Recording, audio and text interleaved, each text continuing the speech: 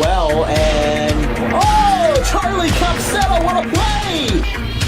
Here's a line drive out to center field. It's a grand slam!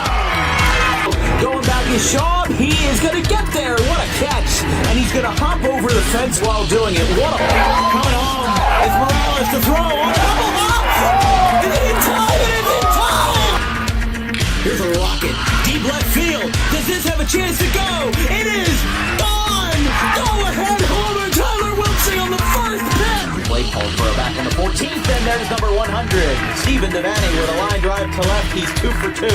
And with triple digits for number 1 as difference. And here's a ground ball shooting through the left side. And Kingsway has won the Ralph Shaw opener. Here we go. Fly ball deep left center field. And it is gone. Grand slam. Scott Lynch, grand slam. Is the man of the hour. There's a ground ball that's going to go into center field. It's going to be picked up, and it's going to be booted. Here comes the runner to the plate, and Pitman has won it in extras.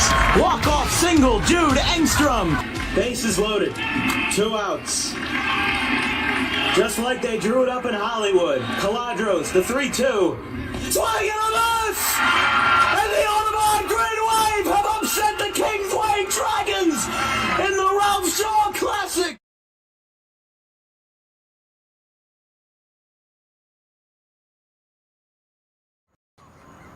Ladies and gentlemen, boys and girls, welcome to coverage of the Carter Cup, the 32nd annual, starting in 1989. Right here in 2023, we've got a wonderful matchup here in Game 1 of this best-of-3 series between the Roughriders and the Cherry Hill Pitman Club. I'm Dan Wilkins here at Alcion Park. Welcome to our live stream coverage of this Midsummer Classic, whatever you want to call it. This is one of the best championship series around. Obviously, there's other baseball leagues in the area. There's other leagues all around the country. But let's just be honest, right here at one of the most picturesque venues in the state of New Jersey, you can't get much better than that. We're here between 2 teams that have been in this situation before. Cherry Hill Pitman has 9 Carter Cups, several in the 90s, going back to 1991, and their most recent being in 2019. The Roughriders, they last won the Cup in 2021, but they were more on top. Both of these teams are in the middle of the road. The Roughriders were the number 6 seed going into this tournament. They beat the Pine Barrens in the quarterfinals to get to where they are now, and they now got to the Gardens of Vineland in 2 games to make it to the Carter Cup. So let's talk about these 2 teams, about these players that are really the best players that we've seen out here on the field in a long time. Let's go over starting lineups real quick. While we have that graphic up, you can take a look at the graphics on the bottom of your screen, seeing some good slash lines and our expected starters for tonight. Just a quick production note that the starter for CHP will not be Chris Rollins. Instead, it will be RCGC's Ethan Shaw. We'll talk about that in a minute. For the Roughriders, it's Shea McKenna at third base batting leadoff, Danny Vasquez of Rutgers Camden batting second at second base, Eric Sabato in center field batting third, Aaron Graber of RCSJ Gloucester batting fourth in left field. Ian Murphy is the DH batting fifth. Jack Murphy is the first baseman batting sixth. Shane Daly is the right fielder batting seventh. Zay Ishmael is the extra hitter batting eighth. Sean Perkins is the shortstop batting ninth. And Evan Carbone is the catcher rounding out the order for the Roughriders. They're going to get ready soon. John DiCostanzo of TCNJ will be the starting pitcher. Bill Rice is the center fielder starting off in the leadoff spot for CHP. Adrian Gonzalez batting second at shortstop. Austin Lay is the extra hitter batting third. Chris Rollins is the cleanup man at third base. Luke Lesh is the first baseman batting fifth. Montana Millward is the right fielder batting sixth. Lou Alvarado is the catcher batting seventh. Sean Cottrell is the DH batting eighth. Brett Kuchera is the left fielder batting ninth, and then rounding out the order is John Griffin at second base. On the mound again, we said Ethan Shaw. But let's talk about how these 2 teams got here. The Roughriders, they beat the Pine Barrens, which were the number 3 seed and the North Division winner, 2-0 in their series to reach the semifinals. And then they beat the 18-1 Gardens of Vineland 2-0 to win the semifinals. And that's where they've gotten here now. The 2021 champs are looking for another title in 2023. CHP, on the other hand, got in a little more of a tumultuous ground to get here. They beat the Washington Township Senators in the quarterfinals to reach the semifinals, and then in the Final Four, they beat CHBR 2-0 in their series to reach the Carter Cup. These two teams are very experienced. They've got a lot of youngsters and a lot of veterans on their teams. So whether they age like fine wine or like moldy cheese, we'll see how it works today. We've given you your starting lineups. We've given you everything we know. We will take a quick break, and then we will bring our attention back to Alcion Park for more coverage of Dan Wilkins broadcasting in the Carter Cup Finals here in Pitman. My producer, Vincent Vogt, and myself, Dan Wilkins. Thank you guys for tuning in so far. We'll take a quick break, and we'll be right back when these folks take the field.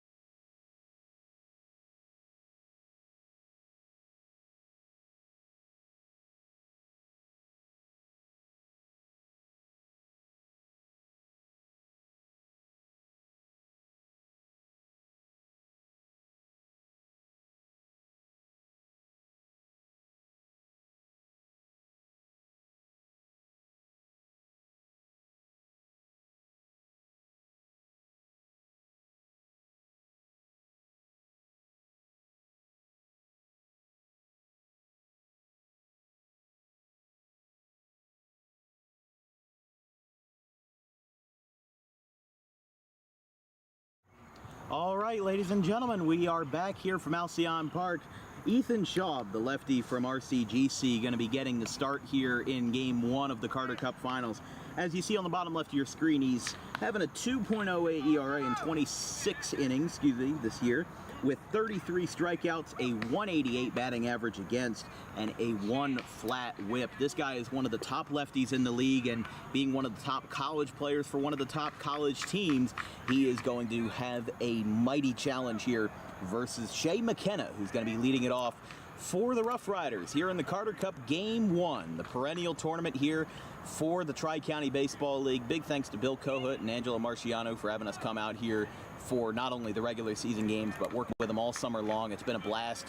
We've done a good dozen games now, and the fact that, you know, we've come to this point is just a great monument. So, enough with the pep talk. Ethan Schaub getting ready to go. The first pitch from the southpaw is lifted down the right field line and foul, and the Carter Cup in 2023 is underway.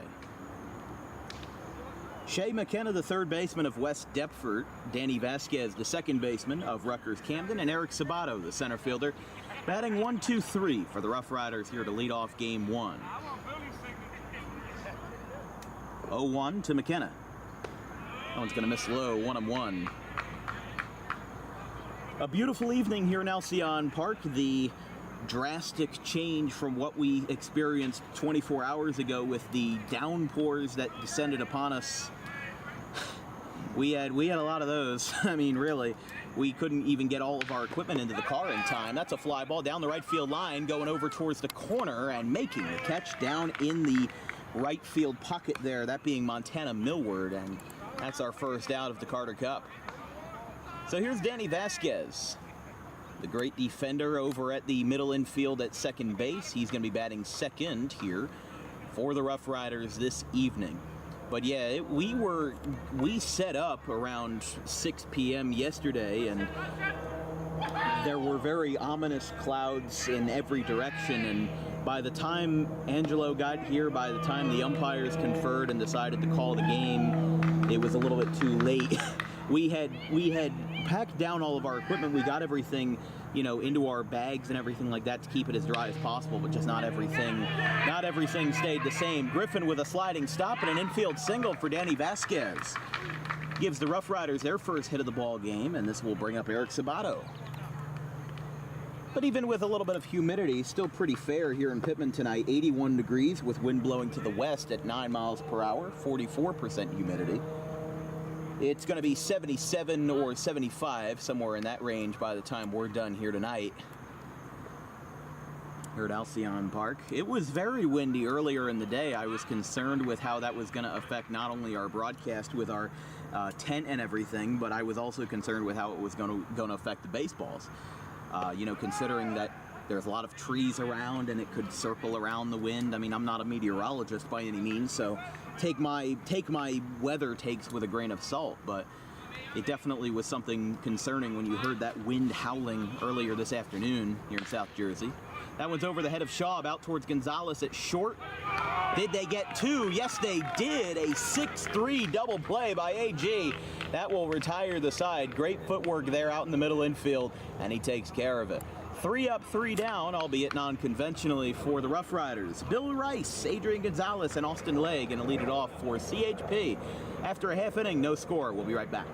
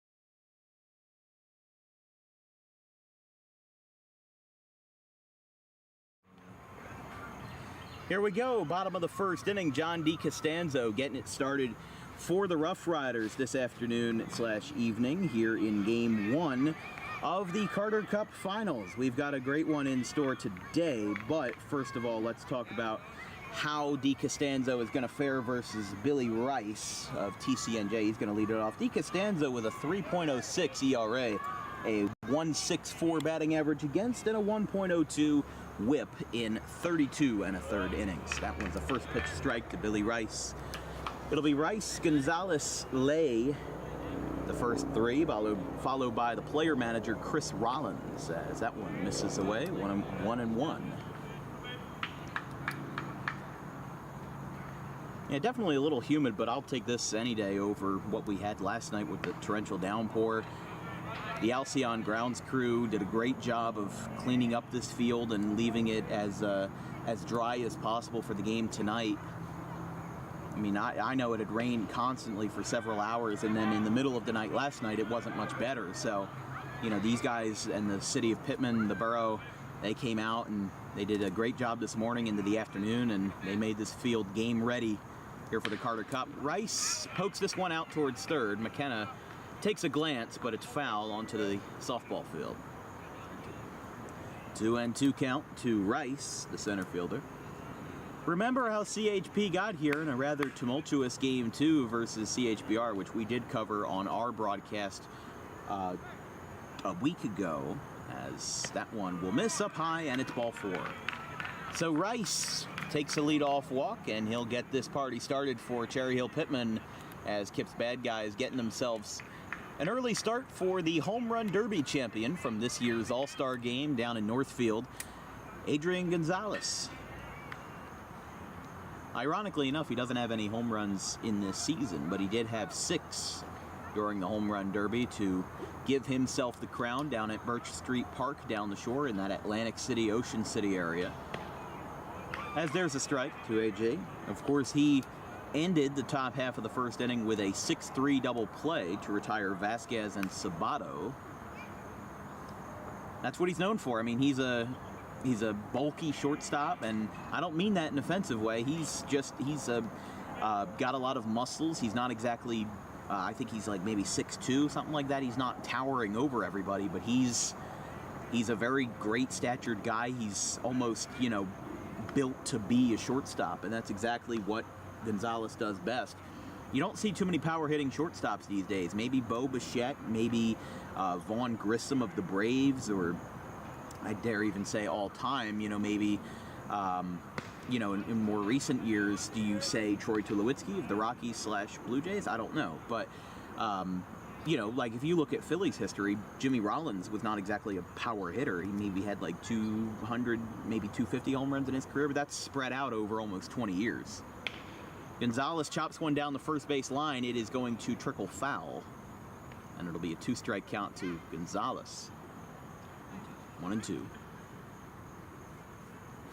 The defensive lineup for the Roughriders tonight, that being DeCostanzo on the hill, Carbone behind the dish, Jack Murphy at first, and then for the rest of the infield, Danny Vasquez at second, Shea McKenna at third, Sean Perkins at short, and then from the outfield, left to right, Aaron Graber, center fielder Eric Sabato, and right fielder Shane Daly. 1-2 pitch. Gonzalez lines one foul over towards the soccer pitch. Folks, don't forget to tune in on Friday, August 25th, as the Cherry Hill East Cougars square off against the Triton Mustangs to lead off the 2023 football season on Dan Wilkins Broadcasting. For more updates on our football schedule, follow our Twitter at DW Broadcasting. Upstairs, 2-2. Austin Lay, the extra hitter, on deck for CHP. Chris Rollins warming up out there as well. I guess he's kind of got executive authority, considering he's the player manager, the man in charge. Gonzalez, a little bit late, jammed down the first base line.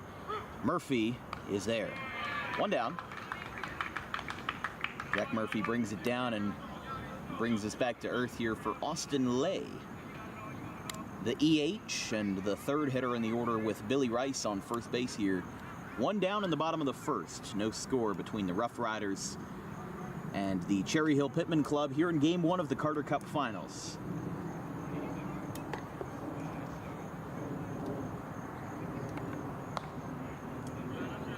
That one missed. 1-0.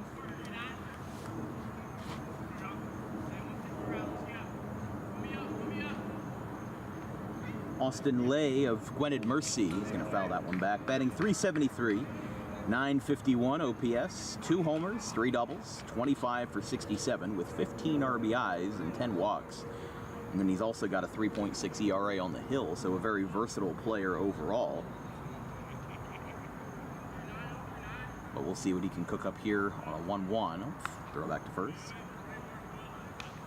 For those just tuning in, just getting settled in here at the Carter Cup Finals. No score, bottom of the first. And the 1-1 from DeCostanzo. Kicks and deals. That one's a bullet out toward center field, but Sabato is going to get there, 2 down. Ended up being more of a nothing burger, if anything, but still, it looked like it was hit hard off the bat. Just sometimes these fly balls kind of get sucked in here, but here's Chris Rollins, player manager and the third baseman today. He was originally the probable for Game 1, but they instead opted to hand it off to Ethan Schaub, who, may be a little bit more versatile in the long run. I mean, we've seen what Chris Rollins was able to do on the hill earlier in the playoffs, as that one's a foul ball over towards the grandstands and over towards the soccer scoreboard down there, 0-1. But Rollins, along with Washington Township's Rick Roccabaldo, combined for 31 strikeouts in the quarterfinal game between the Senators and CHP. Rollins had 17, and Roccabaldo had 13. And both starters went all the way in a 10-inning game. Eventually, final score was 3-2 Washington Township, but CHP came back, won Game 2 and Game 3, and were able to shut down the series that way. So it was really a spectacle. It was one of the greatest games I've ever watched from a defensive standpoint, from a offensive standpoint, you know, just overall, all around. It was just a 10 out of 10 masterful game. Steve Massaro of Gloucester is coaching over there at first base. He is not in the order tonight. They've decided to put him on the bench for Game 1. I know he was kind of a guy to round out the order earlier in the season, but he, as we said, the bottom three, Cottrell in the 8th spot, Kuchera in left in the 9th spot, and then John Griffin at second base, batting 10th. Some planes flying overhead. Beautiful landscape of white and blue skies. Really frizzy clouds. I don't know how to describe it, but it's a beautiful night tonight. And it'll get even better as the sun inches closer to sundown, to dusk, as we're about 7:17.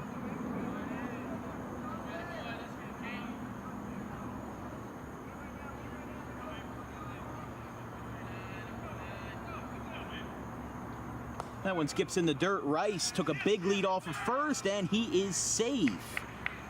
Tough call there in a tough situation. Rice tried to bite off more than he could chew and was able to scamper back to first base.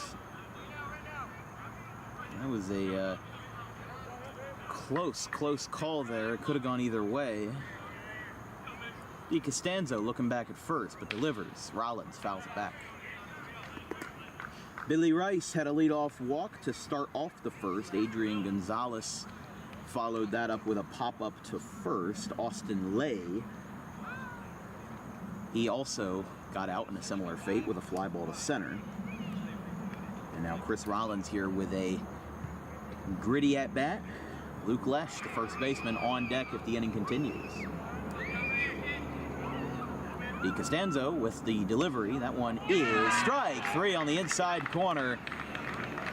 Might have missed the plate by a couple inches, but Chris Rollins will head back to the dugout, and we will go to break. After one, no score here in the Carter Cup, Game 1.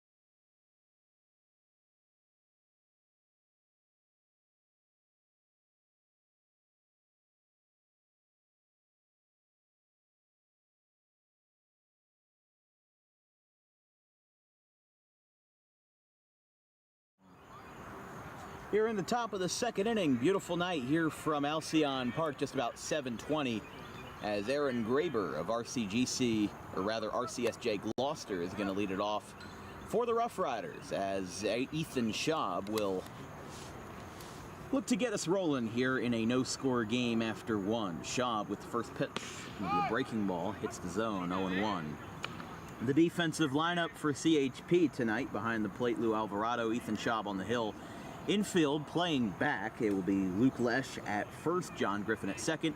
At shortstop, Adrian Gonzalez, and then at third, at the hot corner, player manager Chris Rollins, and then in the outfield from left to right, being Brett Kuchera in left, Bill Rice in center, and Montana Millward in right field. So that's how we roll tonight with the starting nine of Cherry Hill Pitman. Here's the pitch. Just missed. 1-2. To Graber. It'll be 4, 5, and 6. Graber, Ian Murphy, and Jack Murphy. Ian Murphy of West Deptford, Jack Murphy of Rutgers Camden. Breaking ball, just missed. 2-2.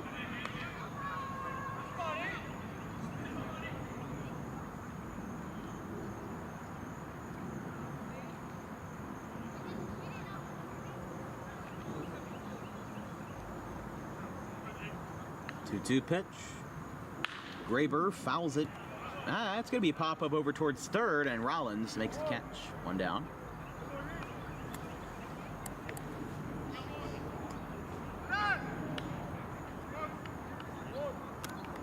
So here's Ian Murphy, batting in the 5 spot here for the Roughriders.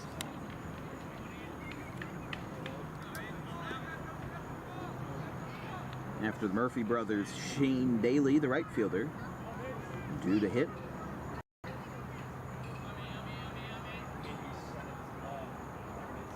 Ian Murphy of Lackawanna Community College. It's going to be a foul ball.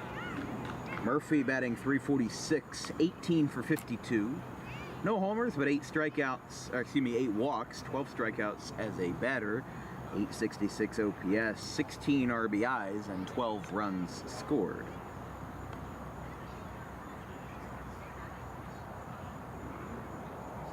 Murphy. CHP wanted that one to be a strike, but couldn't get it. Not bad. I thought I saw something was off. 1-1.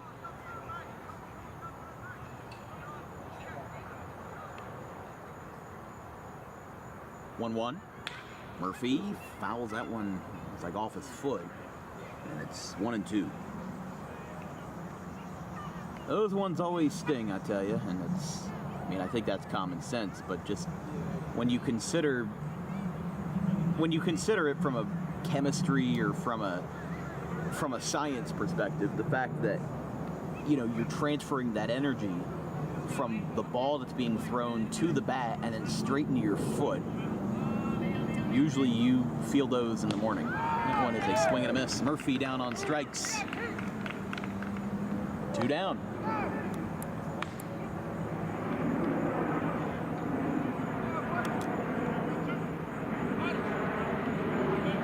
Jack Murphy of Rutgers Camden getting his first swings in here tonight.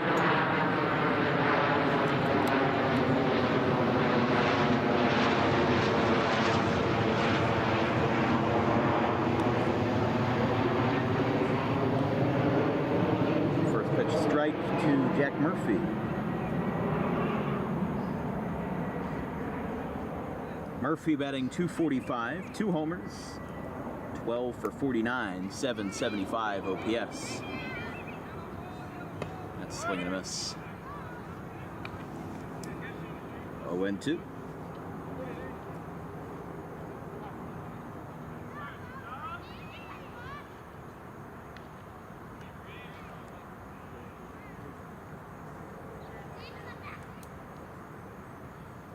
Schaub working quick.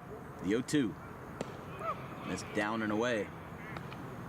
I can't tell if that's Montana Millward down there or John Griffin that's been yapping up a storm. He's been wanting every strike under the sun to be called, but sometimes these umpires are pickier than you'd like. But the 1-2. Yeah, that's definitely Montana Millward. That might even be Adrian Gonzalez. I'm not sure, but Couldn't get that one either. It's 2-2. Shane Daly, the right fielder, on deck for the Roughriders. Still no score here in the top of the second. Just getting settled in here at Alcion. Into the thick of the woods in Pitman and Jay. Here's the 2-2. That's a swing and a miss. Schaub gets his second strikeout in a row, sets down the Murphy brothers pretty handily, and after 1.5, no score here in Pitman. We'll be right back.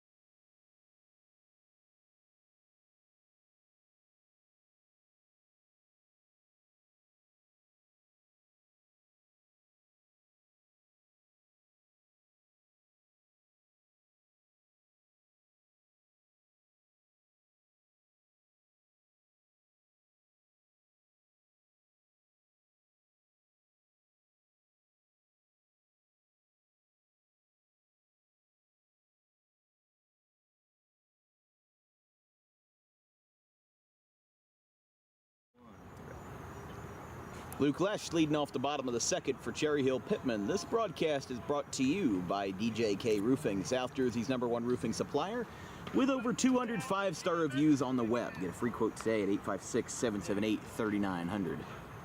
Lesh takes a first pitch strike, 0-1. Lesh, Montana Millward, and Lou Alvarado, the catcher. This one skied down the first base line. Ishmael going over, and he makes the catch. One away. See, that catch would have been nearly impossible to make if the wind hadn't died down before the game tonight. I mean, it was pretty bad, pretty howling in the afternoon, in the early afternoon, that is, but it's going to be Millward now. I mean, you see all the time in Chicago, infielders and outfielders alike have a lot of their own troubles catching fly balls and pop-ups because the longer it lingers in the air, the harder it is to get a beat on it, and it's sometimes hard to make those kind of catches. So it seems simple to make a catch with a ball coming straight down, but how much it moves in the air, it's never a straight line. That one is lined out towards left center field, and Sabato slides, but he comes up a little short, and it'll be a base hit for Montana Millward. So Millward gets aboard. Sabato seems all right, although he is sans hat, and that will bring up Lou Alvarado, the catcher. I gotta say, Lou Alvarado, definitely one of my favorite players that I ever interviewed. He was such a domineering personality, but he knows, you know, how to be a good character, and he doesn't, you know, he doesn't say the wrong things. He doesn't freeze up. You know, he's kind of like his own media mogul. He knows what to do, what to say, and he's a very nice guy too. That one is gonna be a around the horn double play. Alvarado on the first pitch grounds into a 5-4-3, and the side is retired. It's a breeze here in Alcion. No score after 2 full innings.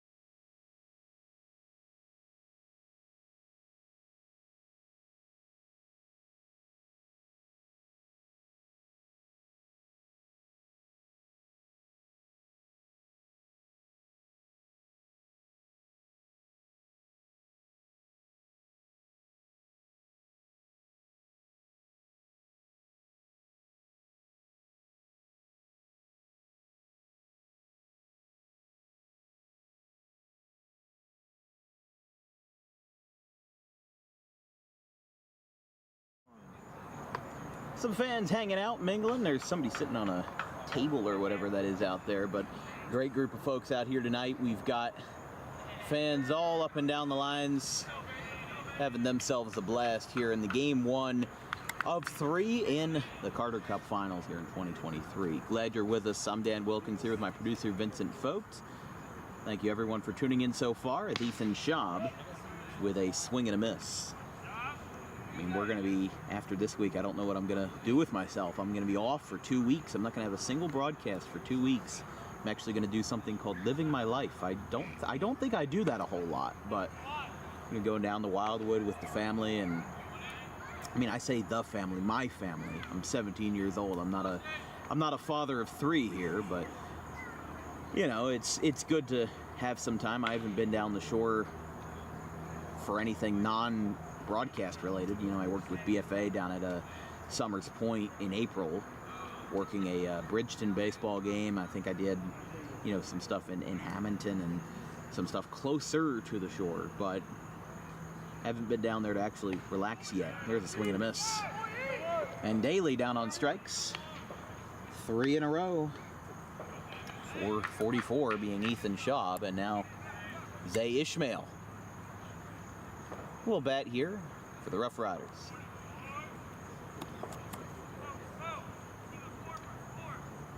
Tuesday, August 8th, in the second half of summer, if you will. About a month from now, myself and millions of children will go back to school, and I'm sure, I mean, I know Vincent graduated this June, so he won't have to worry about that, taking a gap year, but yeah, I mean, it's a crazy feeling going into senior year here at Audubon.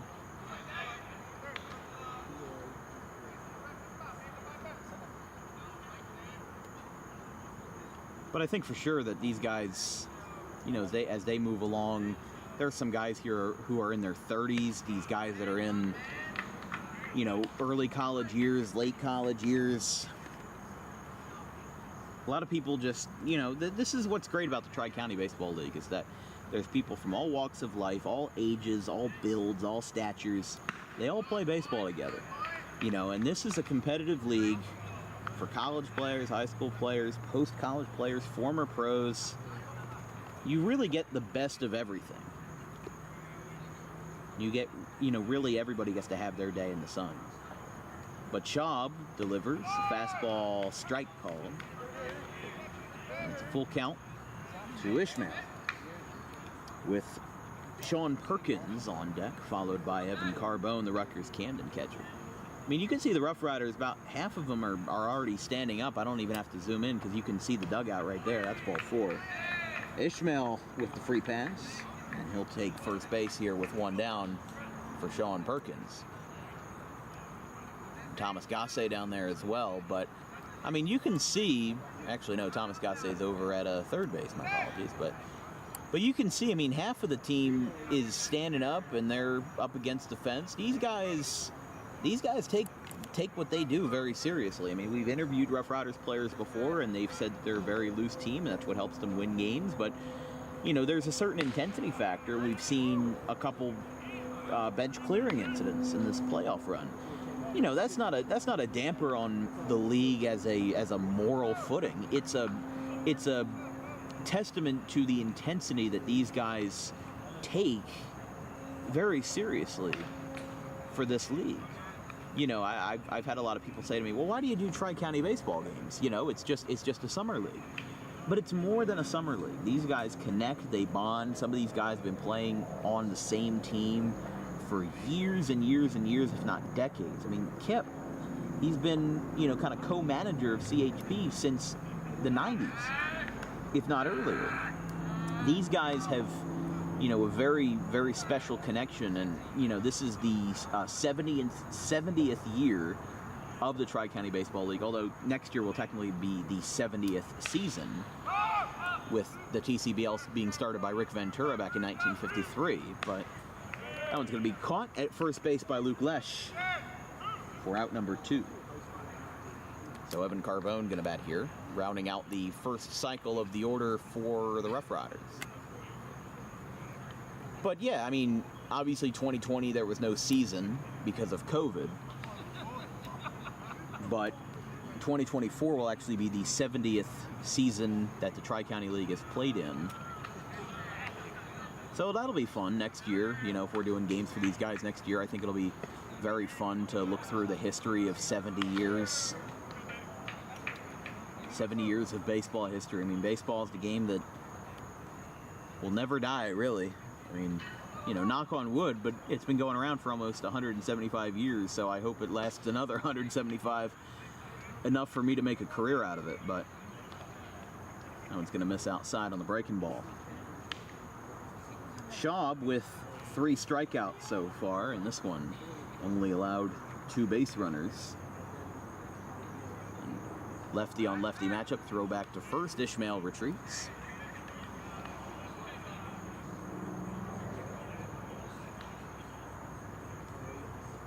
.30 folks watching our broadcast at this present moment. Thank you for tuning in. If you're just joining us or if you've been here since the first pitch, we appreciate your viewership. If you have any questions or comments about today's broadcast, drop me a line at thedanwilkinsshow@gmail.com. And if you're a small business owner, we are selling advertising space. Packages start at $150. Send me an email or a text at 856-912-1302 for more information on how you can get your logos and your commercials on air. It'll be especially used for football season. We've got over a dozen games scheduled for football. Full schedule reveals coming in the next week or so. It's going to be real fun. I mean, I think we've got easily an audience where we could get maybe 1,000 views, if not a little bit less than that per game. Because high school football, people love it. People watch it all the time, and it's probably by a country mile the most popular high school sport. You know, I love baseball and all, but high school football is what brings in the most people just for viewership's sake. So, I mean, that's just the unfortunate truth, but we've got a lot of people watching a baseball game here tonight, so I'm not going to complain. Carbone, the catcher of Rutgers Camden, with a 2-strike count. Batting .333 this season with a ground ball out towards Gonzalez. He'll pick it up. Oh, and he boots it. Tried to get it on the transfer and just ended up having it slip out of the hands. So Carbone will reach on an E6, and we'll go back to the top of the board for Shea McKenna.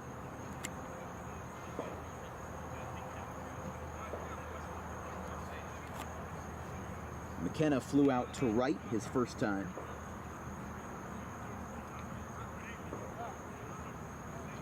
Shea McKenna of West Deptford, batting .318, 771 OPS, 21 for 66, 2 doubles, 1 triple, 5 stolen bases, and a foul ball to start the AB.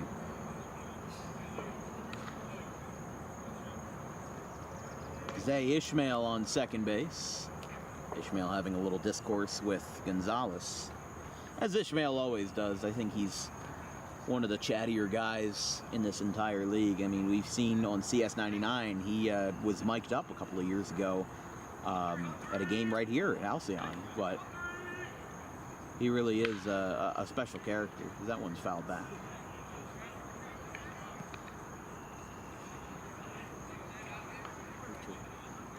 And quickly, an 0-2 count to McKenna.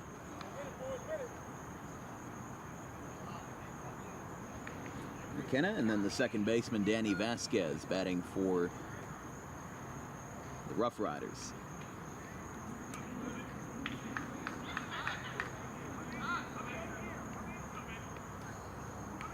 Schaub kicks and delivers. Ishmael's running. Throw down to third is not in time. And Ishmael gets a stolen bag. So that puts runners on the corners here as the Roughriders look to strike first here in the third. So now here's Danny Vasquez. He singled but was retired via a double play his first time. And Schaub picked up his 4th strikeout so far. Let's see if he can get number 5 here, or if the Roughriders either load the bases or get their first run home of the night.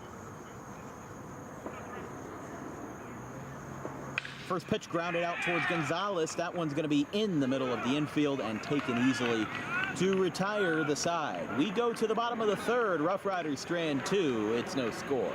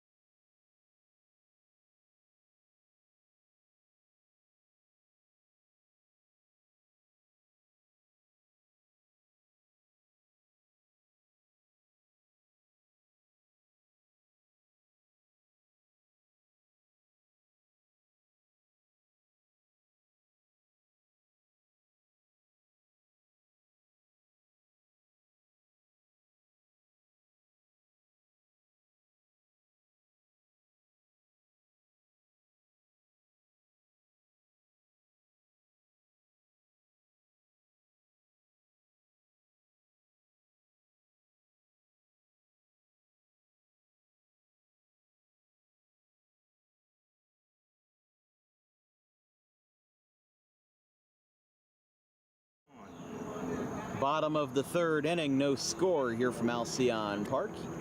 Fun fact, you want to know why that car is on top of the clubhouse / press box for Alcion Park? Well, I'll tell you why.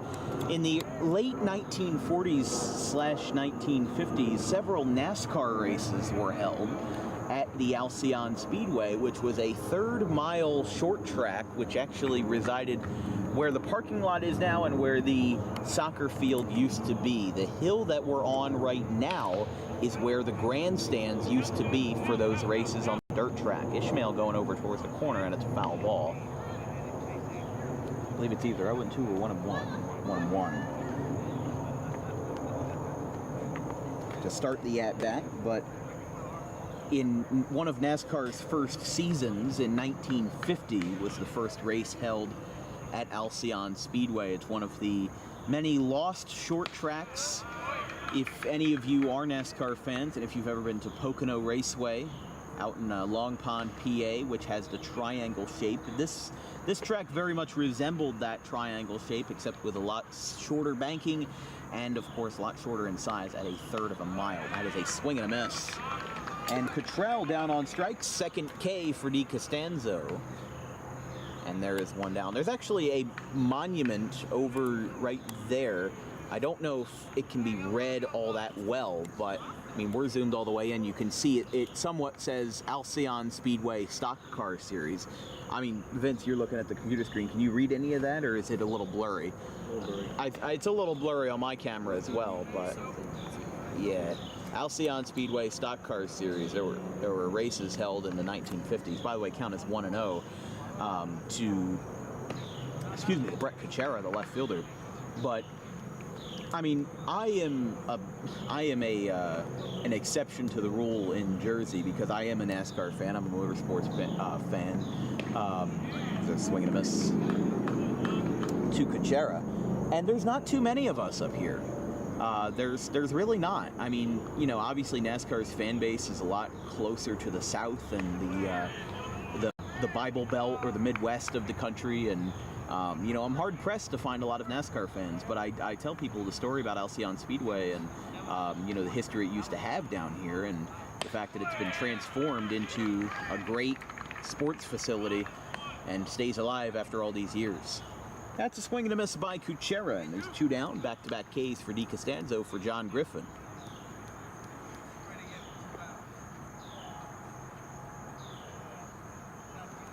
But there's not too many racetracks in Jersey. There's New Jersey Motorsports Park in Millville, Wall Stadium up in Wall Township. There's New Egypt Speedway. The closest one to us in South Jersey is Bridgeport Speedway in Swedesboro. But I haven't been to any of them for a race. I've only been there for Christmas lights that were around the racetrack. It was a display that they were having in Swedesboro.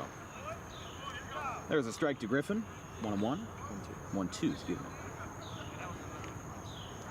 Back-to-back strikeouts in the bottom of the third. We'll see what DiCostanzo can cook up here. The lefty kicks and deals to outside.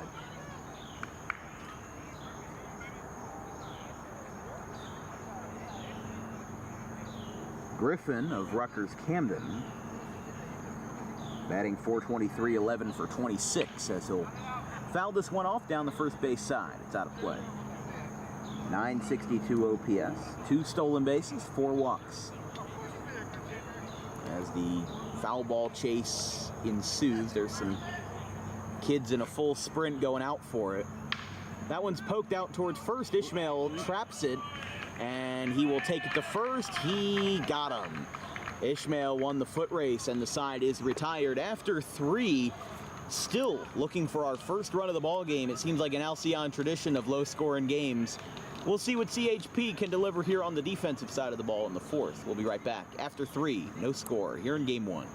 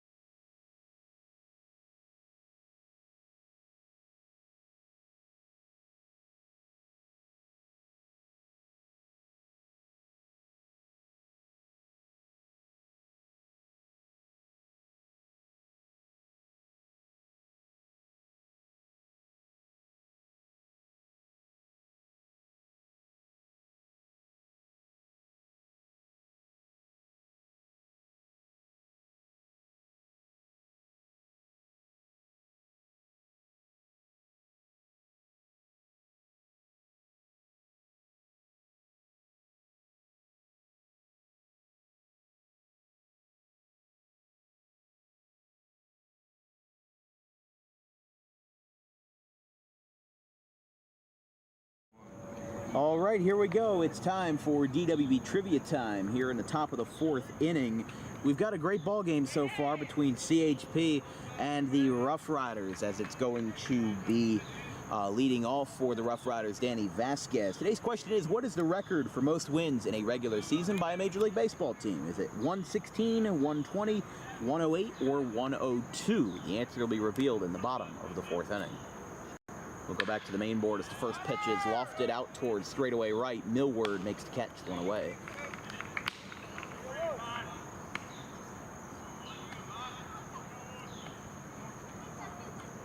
One down for Sabato.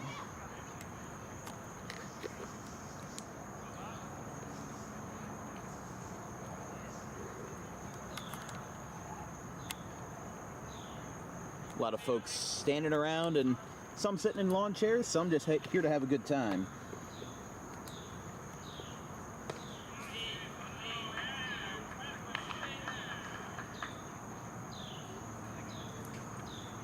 As that one, Aaron Graber on deck, the lefty. He will take that one.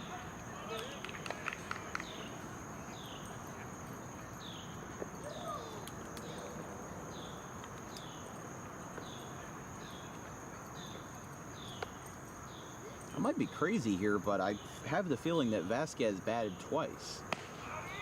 My scorebook could entirely be wrong, as there's a strike, but I have the second inning ending with a fielder's choice, 6 unassisted. And before that, Shea McKenna struck out, and Evan Carbone reached on an E6. But Shane Daly struck out. Zay Ishmael walked and got to third. No, I think what happened is that Danny Vasquez batted twice. And I don't think... Yeah, I don't think my scorebook is wrong because Daly struck out, Ishmael walked, he got to third, he got to second on an E6 and then stole third. Perkins popped out to first, and Carbone reached on an error. McKenna struck out, and Vasquez grounded into a fielder's choice. So I may have to bring that up with Bill Cohood because Danny Vasquez, if my numbers are correct, he batted twice. Sabato is going to ground this one out towards second. Griffin can't get there, and it'll be a base hit for Sabato.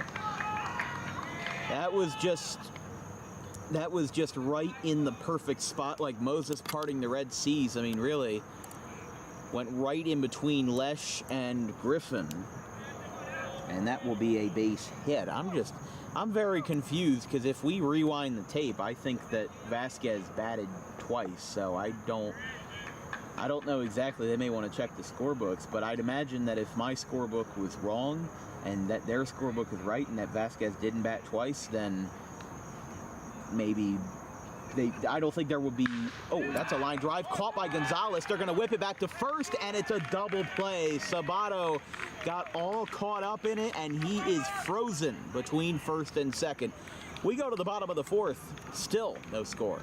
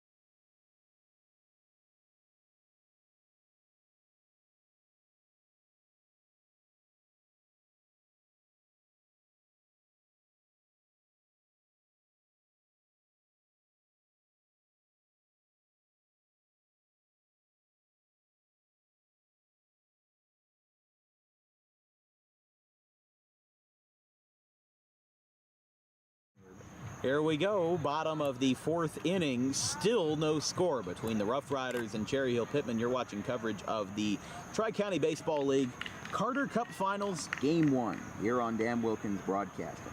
Today's question is, what is the single season record for the most wins in a regular season by an MLB team? Is it A, 116, B, 120, C, 108, or D, 102? Vince, what's your guess? Around the 115. You said 115 to 120, yeah, and the correct answer is A, 116, set by the Seattle Mariners in 2001.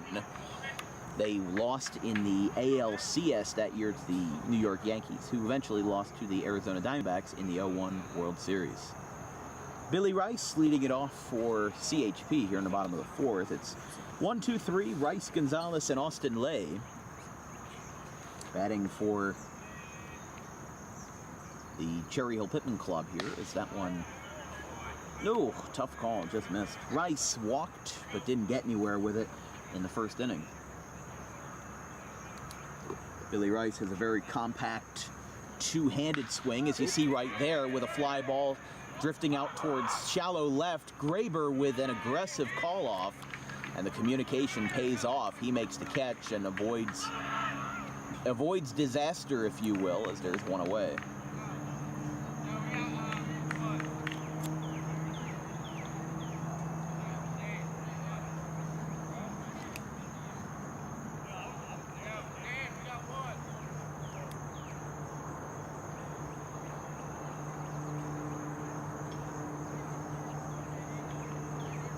Here's Adrian Gonzalez.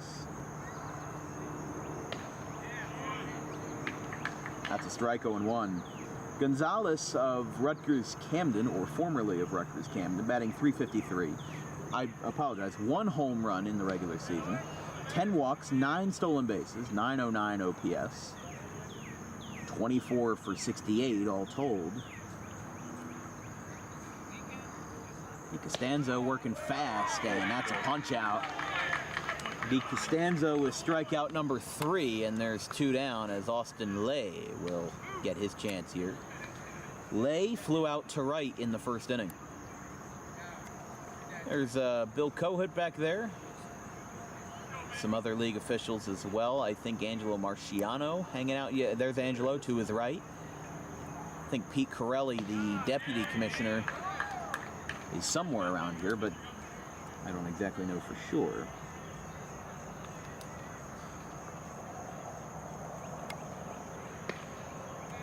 That one just missed.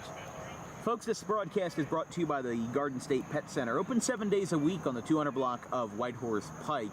Visit today for all of your essential pet needs, including the healthiest product choices available and everything from foods to toys to cages. Well, he's going to be locked in a cage with a ground out to short. This game has been deadlocked 0-0 after 4. We've been moving along. We'll see who will strike first. We'll be right back.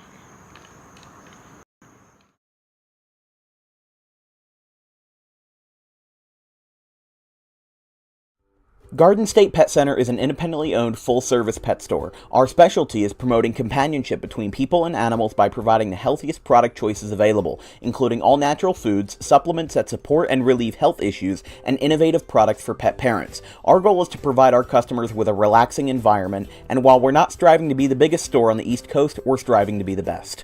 No other pet store will make you feel at home like we do. At Garden State Pet Center, we view pets as members of the family. We don't believe in fast, high-pressure sales, but instead matching up the right pet with the right owners, as you are making a lifelong commitment. Together with our team members, we would like your visit to our store to be both enjoyable and educational. Simply drop in and take a look around. View the birds, reptiles, small animals, toys, food, cages, and miscellaneous items. Learn of the services we have to offer and decide for yourself if this is the store you'd like to call your home away from home. Victor Santucci, owner of Garden State Pet Center. Visit us today at 226 South Whitehorse Pike in Audubon, New Jersey. We're open 7 days a week for all of your pets' needs.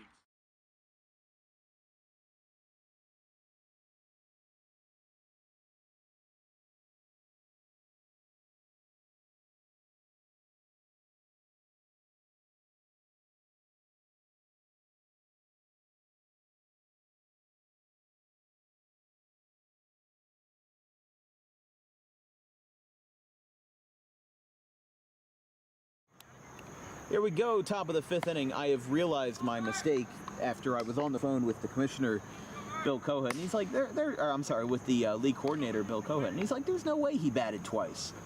Turns out, he was right. I had 4 outs on my scorecard. I had Daly striking out the first time, but that still doesn't beg the question. Either they skipped over, no, I don't think they skipped over Perkins. I think they might have skipped over McKenna. I'm not sure, but still something isn't right. Maybe I missed a strikeout or something. I don't know. I'll have to look at the tape after the game because now I'm all confused. Because I have 4 outs on my scorecard, but so something that I wrote down was not right, and I did it in a full brain fart. So apologies for making something out of nothing, but I really thought that I was I had a case, but turns out just a big nothing burger. Ian Murphy leading it off for the Roughriders. That one is fouled off towards the right side. Sean Cottrell warming up down the first baseline with Steve Massaro for CHP. Yeah, Schaub didn't go too far in his first game that we covered with the club versus Gartens of Vineland. I think he went 4 or 5 innings, but Gonzalez with a grounder. He'll throw it over to first. It's in time. And Murphy is retired. And this will bring up his brother Jack.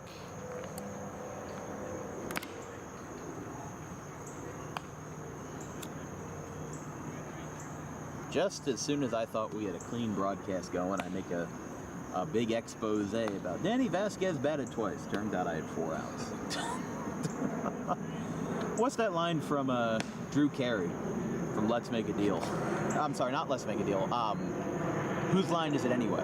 Yeah, I got Drew Carey and Wayne Brady mixed up, but yeah, Drew Carey sometimes starts off his show with welcome to Whose Line Is It Anyway, where the points are made up and nothing else matters. You know, it's just kind of like I kind of go along with that flow. Although that is a very funny show. I don't watch a lot of TV shows, but I will gladly make an exception for Let's Make a Deal. I'm sorry. Whose Line Is It Anyway? I will watch Let's Make a Deal every once in a while, though. Maybe Monty Hall, though, not the Wayne Brady version, more of the Monty Hall kind of guy. That's a swing and a miss. And it wouldn't be a Dan Wilkins broadcasting live stream without a mention of something completely unrelated to what we're talking about. So let's talk about the game right now. I mean, it's been no score. Ethan Schaub's been rolling. He's had 1, 2, 3 strikeouts, actually 4 so far tonight. He almost got number 5 right there, but I mean, he's been rolling. There's only been 2 hits for the Roughriders, and then on the other side of the ball, only 1 hit for CHP. So these guys have been really, really honing it in for the pitcher side of the ball tonight, as that's a swing and a miss. And that will bring the count to its fullest. Nobody on, 1 out here in the bottom of the, top of the 5th. I'll correct myself someday, Vince. Here's the payoff. Schaub looks down Alvarado, gets the sign, kicks and delivers. Strike right down Broadway. And Jack Murphy goes down on strikes. 2 down. Shane Daly. So here is Shane Daly, who is the right fielder tonight for the Roughriders, and struck out his first time in the 3rd inning. Yeah, I gotta say, I mean,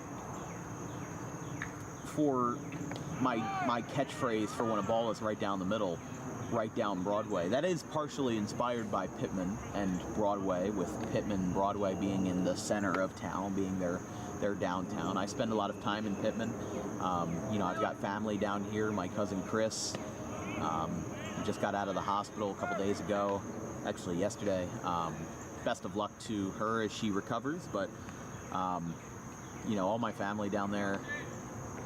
I spent a lot of weekends, spent a lot of days at Angelo's Diner in Glassboro. There's a ground ball to 3rd. We'll continue that when we get to the bottom half, as Lesh picks up that one for a 5-3 ground out. 1, 2, 3. Schaub continuing to dominate. Only 2 hits allowed, 3 innings. We'll go to the bottom of the 5th. No score here in Game 1.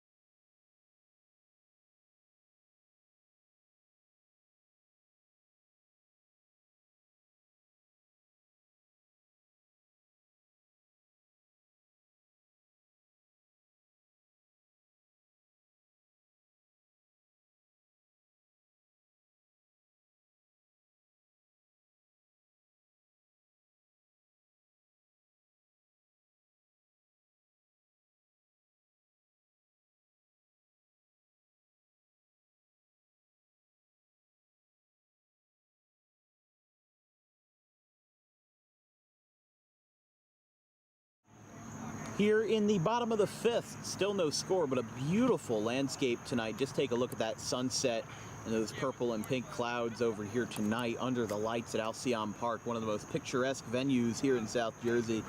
Great to be a part of it here with my producer, Vincent Vogt, our social media manager, Anthony DePalma, everybody else who's involved in our broadcasts. Thank you for tuning in, and thank you for being a part of Dan Wilkins Broadcasting. It's Chris Rollins leading it off in the bottom of the 5th for the CHP club. He takes a strike, but as we think about these lights, think about the fact that 35 years ago today was the first ever night game played at Wrigley Field in Chicago with the visiting team, the Phillies. The game was postponed after a 2-hour rain delay in the bottom of the 4th and a home run by the Cubs and former Philly Ryan Sandberg, as there's a pop-up straight away right. Coming down with it, making the catch. Roughriders get their first out here in the 5th. And you can see here tonight, lights all around the ballpark from pole to pole. Can't get much better than this. Maybe Rutgers Camden, but we sometimes have internet issues there, so I like to think that this park takes the edge in terms of practicality of where I would set up almost every time. I mean, it's can't get much better than this. We're up on the hill. We've got a perfect view. You know, state-of-the-art facilities. You've got the soccer pitch to our left. You've got the softball field ahead of us. Really, everything's here, and it's one of the most beautiful facilities, probably in the entire state, I would argue. That one is hit well. It's going to be way up there. Ishmael going over, and it will instead be Danny Vasquez that makes the catch for out number 2. So here's Montana Millward. He singled, but was immediately caught up in a double play. And the next at bat, a 5-4-3. We've had 3 double plays tonight.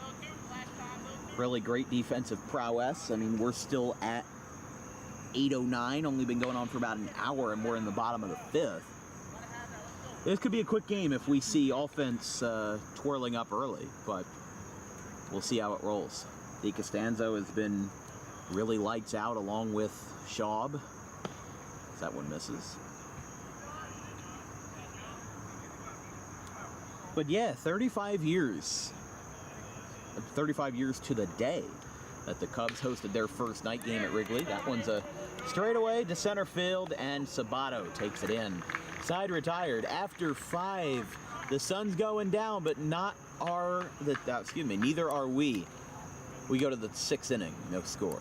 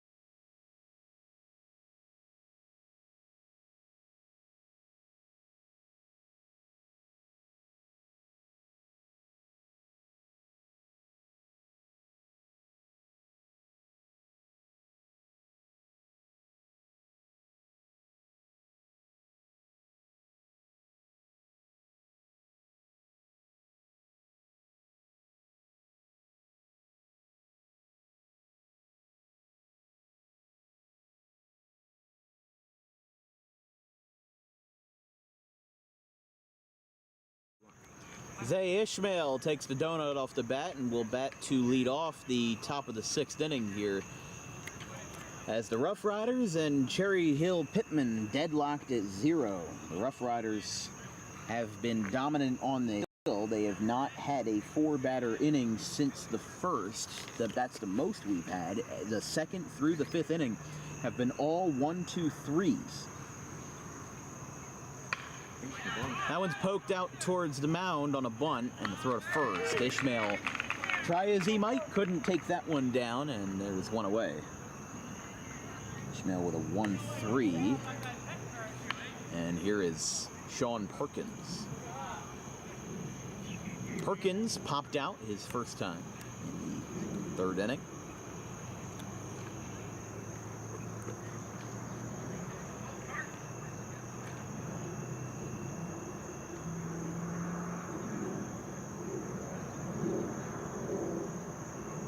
Perkins' hefty whip there. It's 0-1. Perkins of Lock Haven University. Batting .222, 8-4-36. 1 double, 1 triple. Oh, and that, I thought it hit him, but I guess it poked Alvarado's glove. 647 OPS, 7 walks, 4 stolen bases.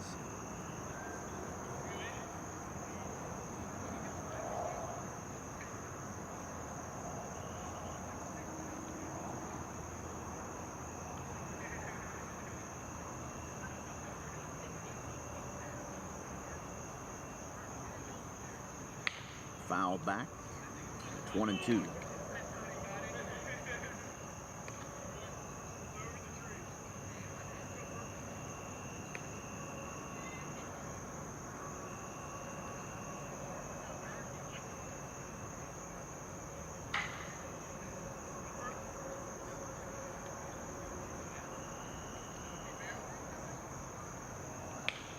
That's a liner foul. You know, it's really funny. When we started off the semifinal game with CHBR and CHP, there was a baseball that got stuck in the chain link fence, and after about a week, it's still there. It's, well, there's a couple, but this one got lodged in the fence. That one, those two that you see on the bottom of your screen were just kind of hanging around from, I think they were from like earlier when they just kind of got stuck there, but that one's poked shallow left. Gonzalez can't get there, and it's a base hit for Sean Perkins. They break the stalemate, and now Evan Carbone is going to try to capitalize on this with 1 down.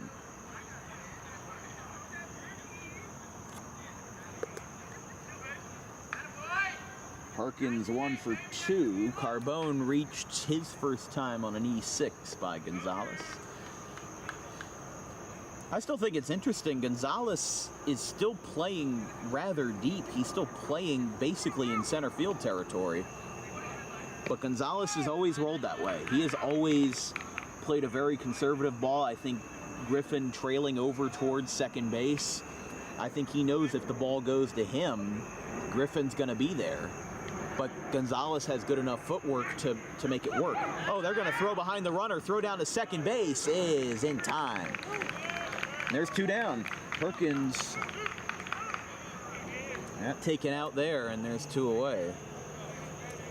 That happens. I mean, it's a luxury for these left-handers to be able to make such easy pickoff moves, because they can make that throw over to first without even glaring. So, you know, these guys, right-handers, it's a lot more difficult to make successful pickoff moves, and even though that wasn't the traditional pickoff, they were still able to get him at second base. It's basically once you were committed to stealing that bag, didn't matter if you looked foolish and you were out by a mile, you were stuck there. Sean Cottrell going back out to warm up. Schaub working in his 6th inning with 5 strikeouts on the evening. That one skips back. Makes a nice dink tone there, and it's going to be 1-2. Thought I had it right. It's funny, every game we do here at Alcion Park for the Tri-County League has been low scoring. But every high school game that we did here was pretty high scoring. But it's funny because it's 310 down the lines, 365 to center. That's a swing and a miss. Make that an even half dozen. They're actually going to throw down to first, and they got him there. Make that an even half dozen strikeouts for Ethan Schaub. He's been wheeling and dealing, dapping it up with Lou Alvarado. We go to the bottom of the 6th. No score here in Alcion. We'll be right back.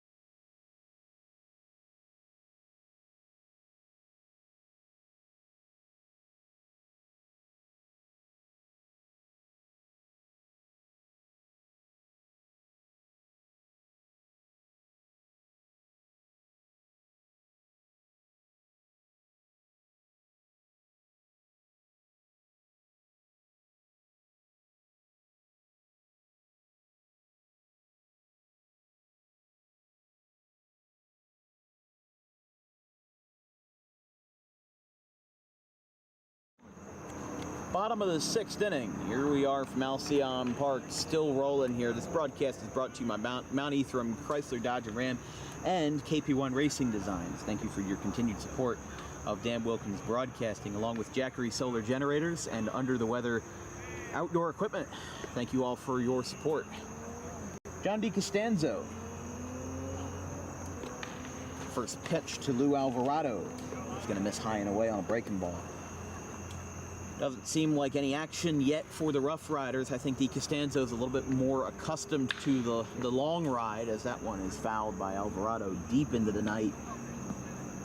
And makes a loud thud out towards the soccer pitch.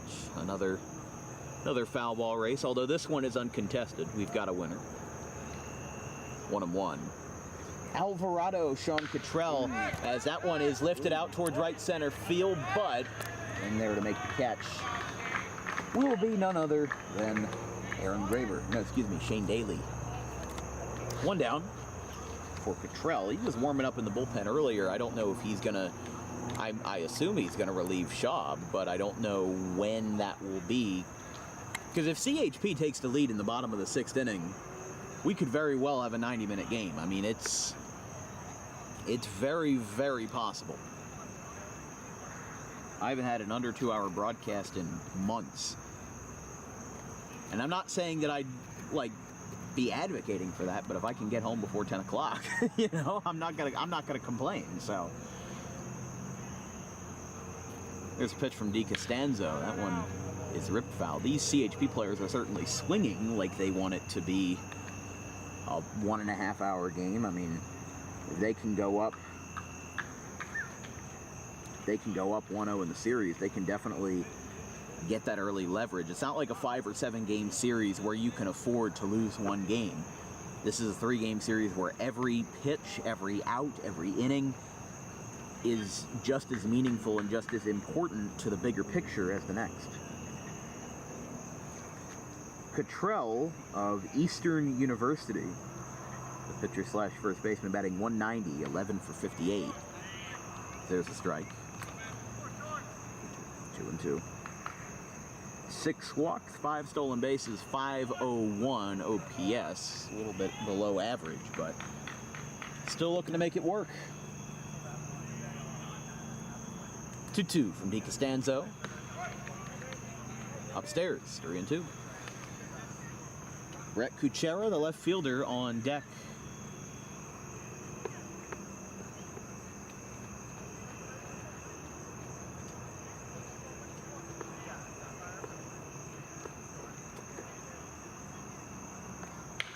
foul.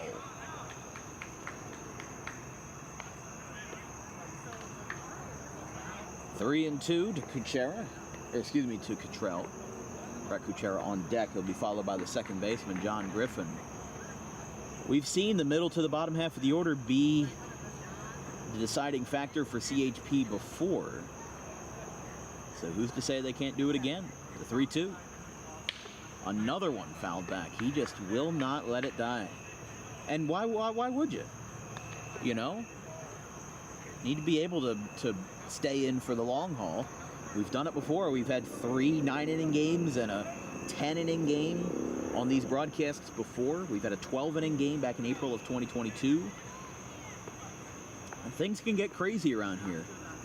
But with this game being deadlocked, this is what makes a great championship series. That is ball 4, and that might be the jump start that these guys needed to start making a push. But now Kuchera is going to bat. See, Steve Massaro came in clutch earlier in the CHBR series when CHP won their game. He had the first 2 RBIs in game 2. He had an RBI double and then an RBI ground out. The bottom of the order can be beneficial. I mean, don't write them off. Don't, you know, don't put them in the waste bin. These guys are here to play. That one's up and in. And this is the perfect time, as maybe I'm getting a little ahead of myself, but we do see, I believe that's Mason Dobbs going out there looking to potentially get something rolling here for the Roughriders, as that one is a swing and a miss. 1-1. So Dobbs of Haddon Heights going to be with RCSJ Gloucester, the Junior College World Series champions. He's warming up. That's a swing and a miss to Kuchera. But this is the perfect time to capitalize on it. Dobbs is still cold. He's got to warm up. If you want to get hits off this guy, get it now. Get the walks now. Before Dobbs has time to warm up, if you're the CHP club, you've got to start now. But DiCostanzo puts a halt to those plans with a strikeout for out number 2, bringing up John Griffin. He grounded out 3 unassisted his first time.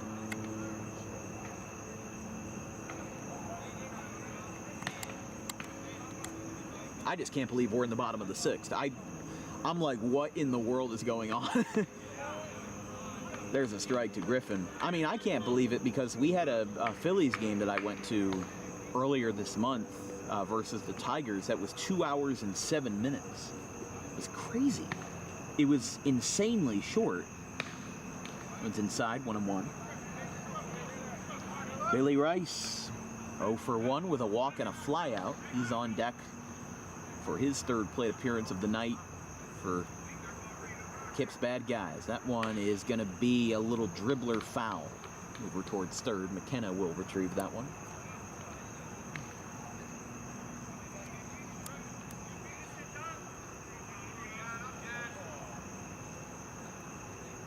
One and 2. Griffin dealing with a runner on first. This could get interesting if DiCostanzo can't lock this down. I mean, the Garnet duo of John and Mason, they've been lights out before, but we'll see what they can do. That's a swing and a miss. DiCostanzo with another strikeout, and he gets out of the jam. After 6, still 2 fat goose eggs on the board. No score. We go to the 7th.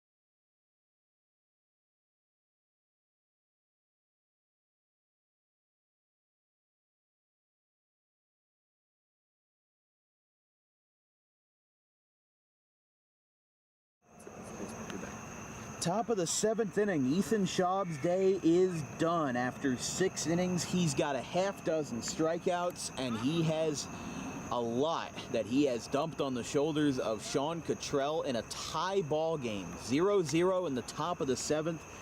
Game started an hour and a half ago, and we're almost at the bookends of it already.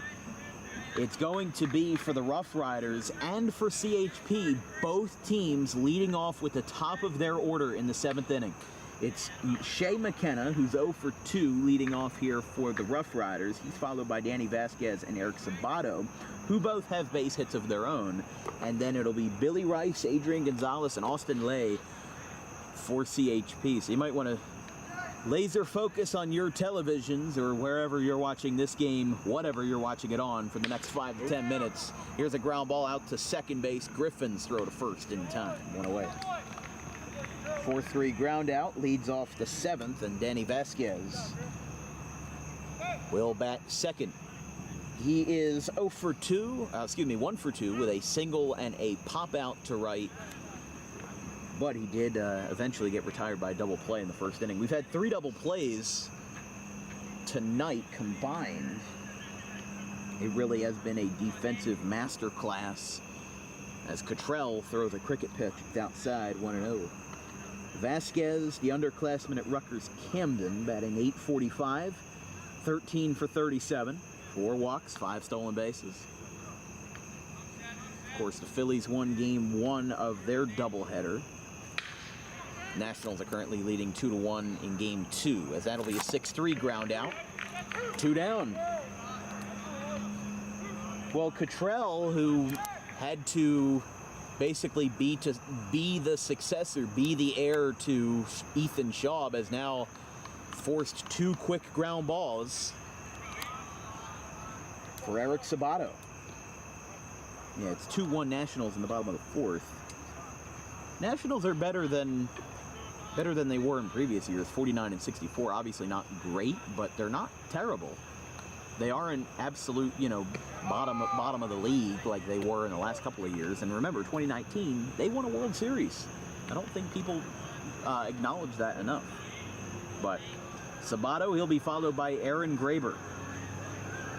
Again, 1, 2, and 3 due up for CHP in the bottom of the 7th. There's a strike. We've got goals flying over us. There they are. Wanted to get a quick shot of that. Nothing better. Here's the pitch from Cottrell. That is a swing and a miss.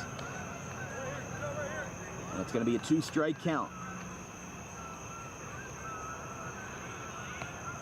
Cottrell of Eastern University with a 1.37 ERA. He has been a masterclass in relief. Gonzalez playing deep at short. Millward wanted it. Gonzalez wanted it. Couldn't get the call. 2-2. 1.37 ERA. 213 on base, batting average against. 114 whip in almost 40 innings. This is actually his 40th inning of work all season. Here is the 2-2, foul back by Sabato. Graber will go over and pick that one up. What a night it's been here in Alcion. Not a lot of offense, but an incredible pitcher's duel. And I would presume that Mason Dobbs is going to throw in the bottom of the 7th. I don't see any signs of John D. Costanzo around. That one is poked. First base side going over and out of play. Count remains full.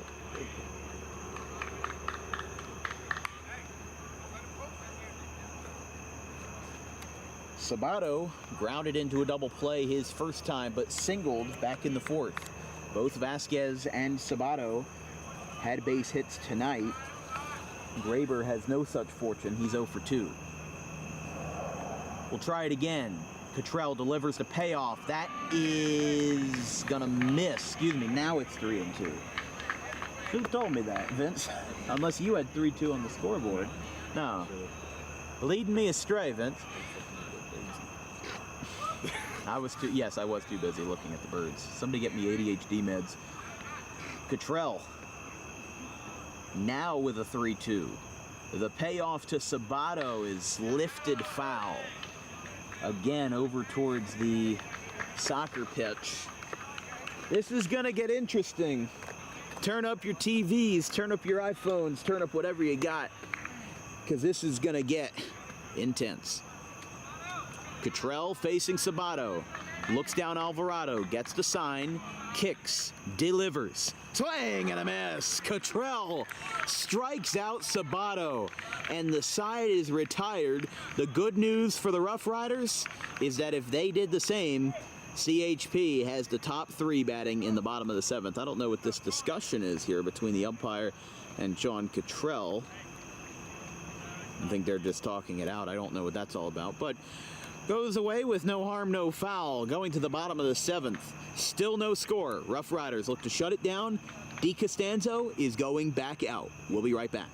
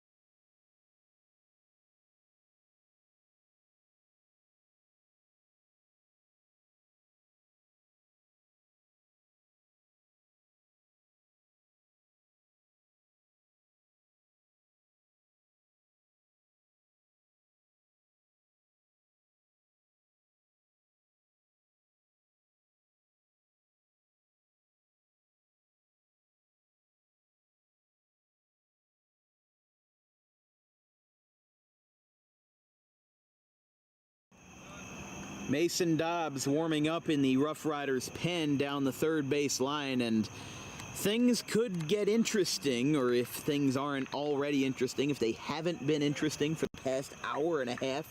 It's 8:35 p.m. We've got Billy Rice, Adrian Gonzalez, and Austin Lay leading off for CHP here in the bottom of the 7th. Game 1 of the Carter Cup Finals.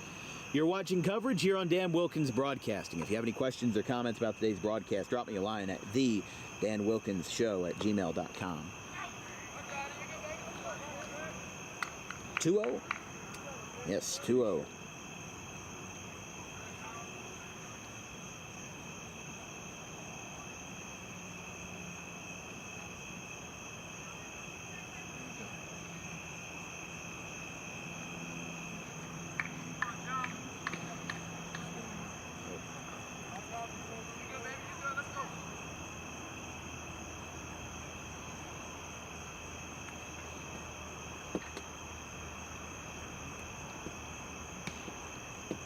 Facing the lefty, DiCostanzo, in his 7th inning of work, takes inside but called a strike.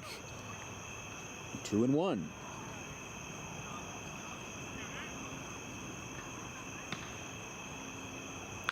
Rice pops it up. 4 men are going for it, but who's going to get it? Vasquez calls for it and makes the play. 1 down. Those are always tough plays when there's really a gray area, something nondescript of who's going to get it. But you got to have that domineering personality. Got to have somebody who's got to say, you know, got to take the wheel basically and say, "Hey, I got it. You know, get out of my airspace." Here's Gonzalez. This broadcast is brought to you by Pearlie's Printing and Bantel's Banner Signs and Apparel, the true one-stop shop for all your print promotional needs with a 5-star Google rating. First pitch taken up and in. Over 50 years in business, handling any ink on paper project, as well as banner signs, apparel, and promotional merchandise.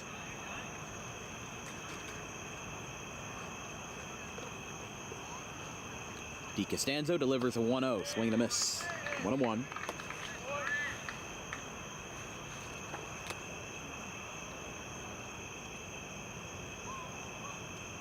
Austin Lay on deck. He'll be followed by the player manager, Chris Rollins. Gonzalez fouls one back a little awkwardly.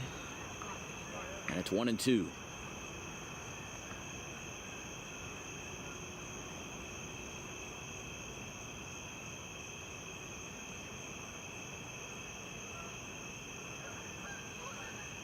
DiCostanzo kicks again. That's a swing and a miss. Gonzalez strikes out, and there's 2 down. I mean, this just seems to be going nowhere, really. Nobody's getting any momentum. Nobody's even getting base runners on. Cottrell walking. I'll tell you this. Cottrell walking in the 6th inning marked the first time since the 1st that there was not a 1-2-3 inning for CHP. The offense has been basically dead, but the defense has been alive and well, and the pitching, it's in its renaissance. That's up and in. 1-1. Oh, 2-0, excuse me. Some of these are hard to tell. I mean, if we're not set up directly in center field, I'm none the wiser to call balls or strikes, so I try to follow the umpire's mannerisms as best as I can. If there's a very obvious strike, 1 and 2, or excuse me, 2 and 1, it's a lot easier to distinguish balls and strikes when the umpire's a lot more vocal. Sometimes the umpires like shout it out, like that you could kind of hear. It's 2 and 2. But if they're quiet, so that only the pitcher, catcher, and batter can hear, you know, what the count is, it's hard to keep up, especially with no scoreboard on. 2-2. Lay takes low. I think Lay needs to be very conservative on this 3-2. I know usually these guys will be thinking, you know, I gotta swing at anything, but he's got to be careful. Because with Rollins on deck, he could easily drive one into the gap and end the game right there. That's a swing and a miss. DiCostanzo with a huge strikeout, and we still have no score in all of regulation. We go to extra innings, folks. 0-0. What a night.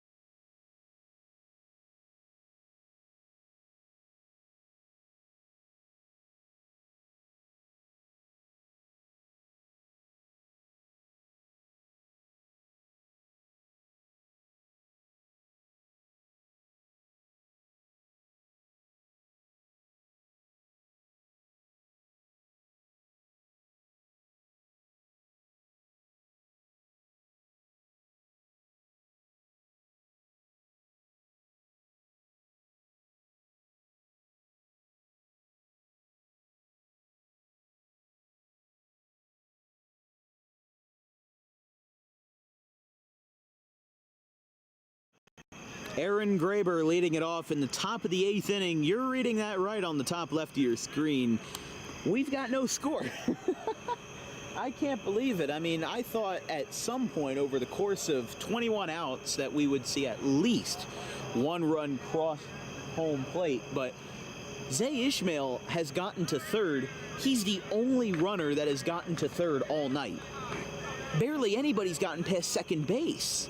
I think Ishmael might have been the only guy to get past 2nd base. It has been absolutely insane. Cottrell relieved Schaub. DiCostanzo is still out here. I mean, he just threw a full 7th inning. This has been absolute, just, Vince and I were talking over the break. It's the curse of Pitman. Every Tri-County Baseball League game that we do in Pitman ends up being this low-scoring, you know, high-intensity affair that just ends up being an instant classic. Every game that we do, without exception, except for the high school games.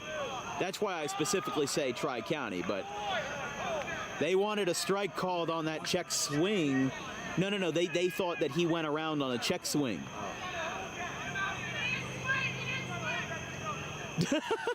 If he didn't swing, he didn't swing. Let it be. 2-1? Yeah, it should be 2-1. CHP, I mean, they have a very good view of the batter, so maybe they thought he went around. I thought he did too, but it's better to live and let die than to, I mean, because you're going to bat in bottom of the 8th anyway, so it's better to let that go and, maybe let one questionable call, kind of slip under the rug instead of getting one of your guys thrown out over it and causing a huge ruckus. You don't want that. There's a strike on the inside corner.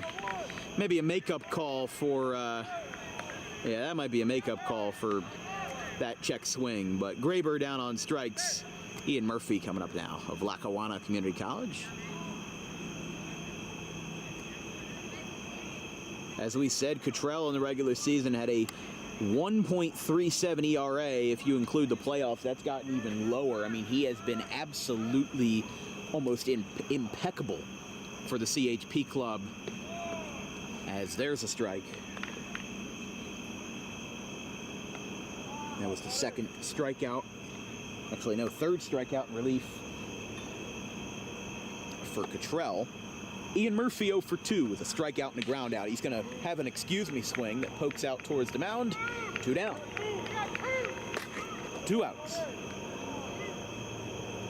You don't see that every day, but you see it fairly commonly. You see the check swing that accidentally gets hit and goes right back in the fair play. So here is Jack Murphy of Rutgers Camden. This is getting interesting, folks. I mean, I'd say, honestly, it's been interesting since the first pitch of the night. I mean, there has not been a single moment where I've been thinking to myself, oh, this is boring, oh, this is uninteresting. Pitchers' duels are some of the greatest things that you can see in baseball, and it's great that we're seeing it here, even when complete games and complete game shutouts are becoming thinner in commonality by the day, by the year in Major League Baseball and other professional realms. These guys are built. Oh, that one misses. These guys are built off of intensity. These guys are built off of endurance. They're built off of strength. They're built off of, everything that they value in terms of being able to stick it out.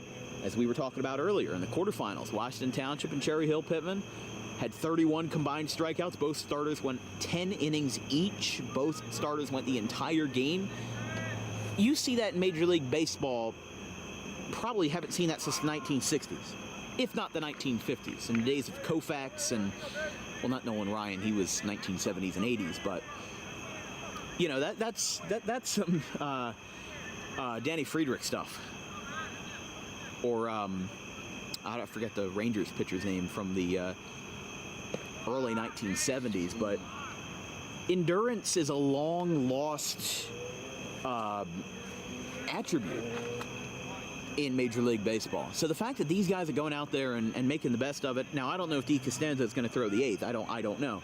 Dobbs took over for DiCostanzo, I believe, in the 8th inning when we had a 9-inning game versus CHBR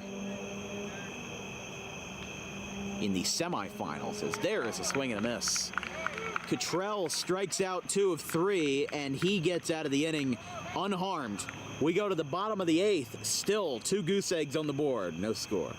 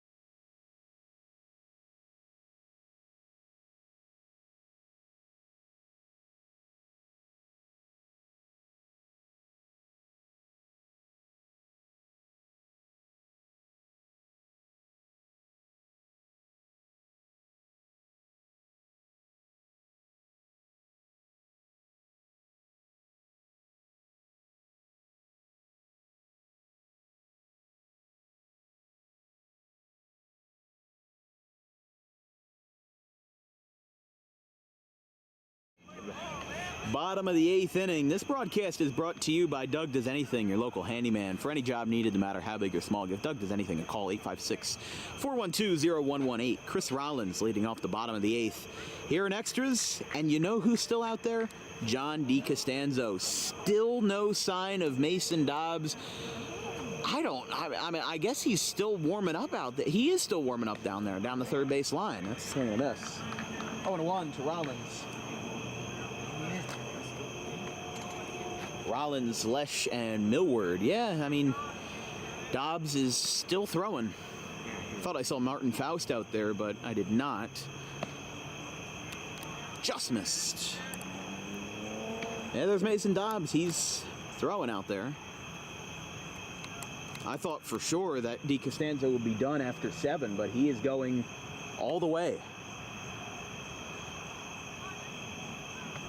Rollins doesn't bite on that one. Should be 2-1.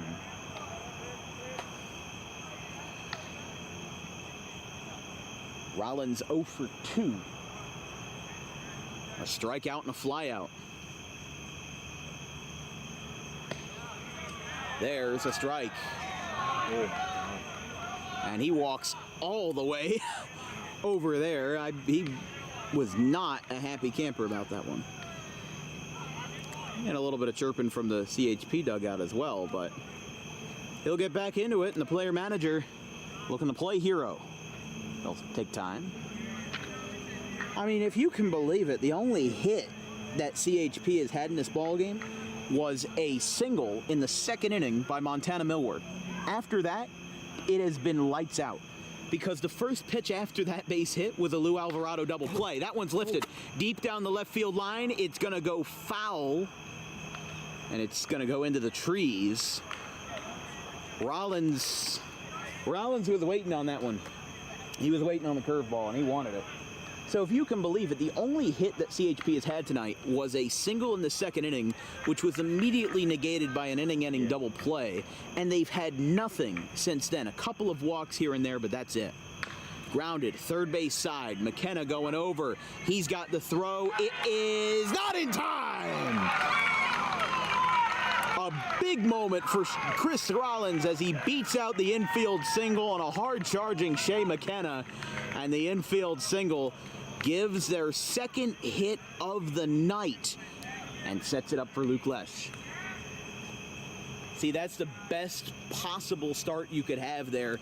You know, maybe if that ball trailed fair, he would have had a home run and we would have ended 1-0, but yeah, Gassey's coming out to talk to DiCostanzo. I don't know if Dobbs is ready. He's still throwing out there, but they are going to stick with JD. I mean, wow.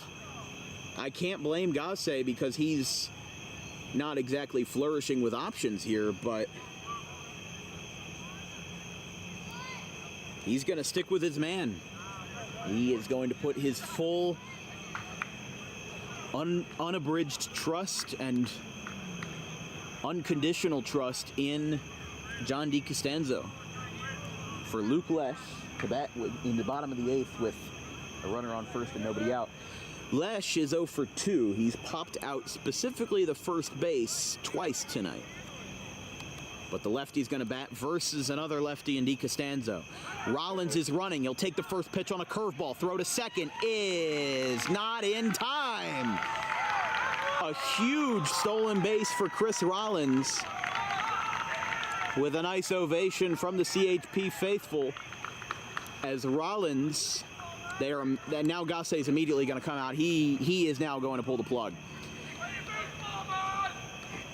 Gassey takes the ball from DiCostanzo. 7 innings of work, an incredible performance. And now the second half of the Haddon Heights duo will now take the stage. We'll take a quick break. We've got a Pearlie's printing pitching change. Mason Dobbs relieves his old teammate John DiCostanzo here in the bottom of the 8th with a runner on second and nobody out. We'll see what Chris Rollins can do along with the rest of his club. A great ovation from the Roughriders. They are loving it. They've got a lot of outs and a lot of strikeouts from DiCostanzo. He has been the anchor to this club tonight. But we'll see what Mason Dobbs can do. He'll take the hill. We'll take a quick break. We'll be right back.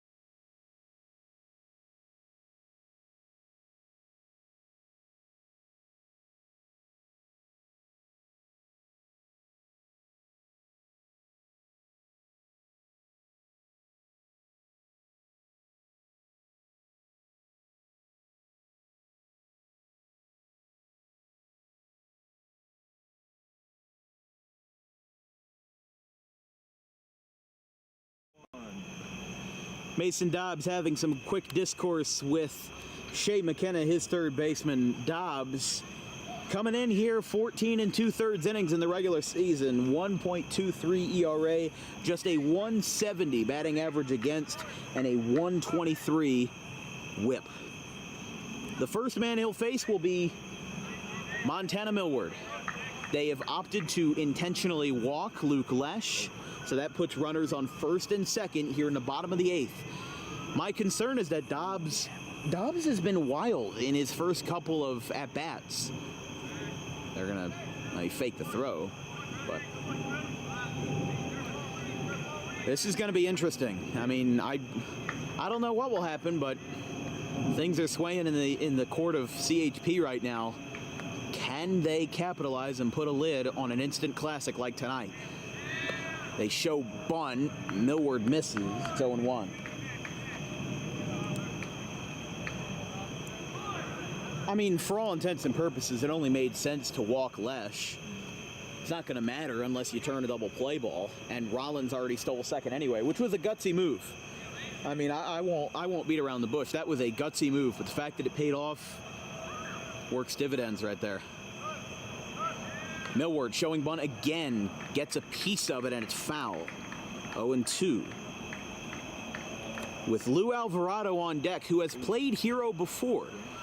He sent CHP to the Carter Cup on a walk-off sacrifice fly in the 9th in a intense Game 2 of the semifinals right here at Alcion Park. It was a 9-inning final, 3-2. CHP won that game. And Alvarado was the one who poked the final pitch out to right field and got the winning run home. Question is, does he do the same, or does Millward do the same? That one misses outside, 1-2. I mean, Millward's already down. He used his 2 strikes already, both on bunt attempts. One missed, one, didn't really square it up all that well. Now he's back against the wall. He's got to fight back. 1-2. That's a bullet foul. Can't hit it much harder than that, but he's down in the count. He's got to do something to extend his at-bat or end it in a way that's not, gonna hurt his team. Because now with that runner on first being Lesh, that opens up the door of a double play ball. Even if it moves Rollins to third, 0 outs and 2 outs make worlds worth of difference. The 1-2 from Dobbs. He delivers a curveball outside, 2-2.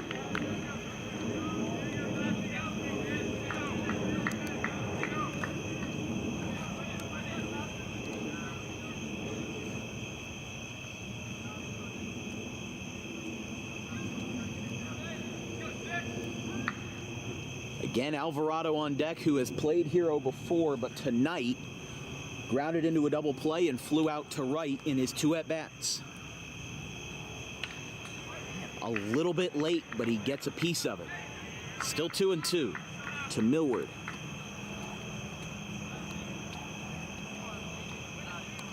Don't forget, folks, no matter who wins tonight, we'll be here same time tomorrow night, same place. Pre-game starts at 6:50 Eastern Time. From Alcion Park in Game 2 of the Carter Cup Finals in 2023. 2-2. Swing and a miss. Dobbs with a huge strikeout to start his tenure. And it's 1 away for Lou Alvarado, who's going to need to poke one into the gap to get Rollins home. I mean, Rollins, don't judge a book by its cover. He is pretty speedy for what it's worth. So I wouldn't count him out to be able to turn a 90-foot advancement into a 180, but we'll see what he can do here. First strikeout for Dobbs after Di Costanzo was relieved earlier in the inning.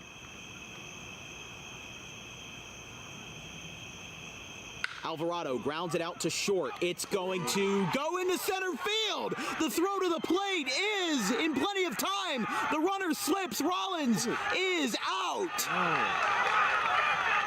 What a play! What a throw from center field by Eric Sabato! That was incredible! So we're starting one and two. First and second. Runners on first and second. The only difference is that Rollins is out. He slipped about 75% of the way between third and home and couldn't put up a fight in the rundown. Carbone applied the tag, and now Gasse is going to come out to meet with Dobbs. So the difference is now Alvarado is on first with 2 outs. They're actually going to pinch run, Steve Massaro. And now Luke Lesh is on second base. I mean, that ball was placed perfectly right in the middle between second and short, got into center field. Sabato laid it out. The throw was on the money. It was in time. And by the time they got it going, it was too late. Rollins lost his footing. And now Dobbs is one step closer to sending this game to the 9th inning. So that will be a base hit to center field for Alvarado, his first of the night. And yes, he played hero, but not in a way that he wanted him to. Now, he kind of played hero for the other team. Because now you've got a slower runner than Rollins on second base. And you've got Steve Cottrell, who has walked in his one of 2 appearances and struck out in his other one. But that makes the road a little bit easier for the Roughriders. You've got the same situation, just different characters playing the roles. That's a grounder to first base. Ishmael is there. 9th inning, here we come.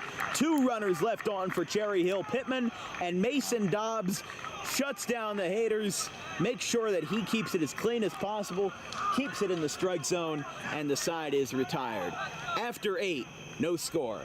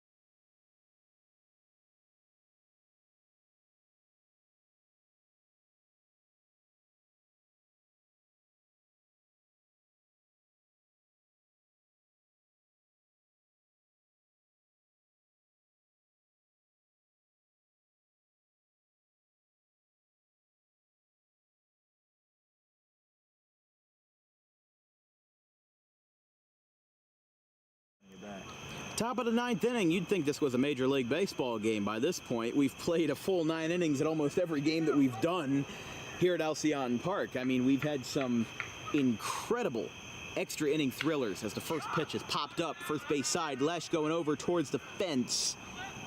It's out of play. 0-1 to start the 9th.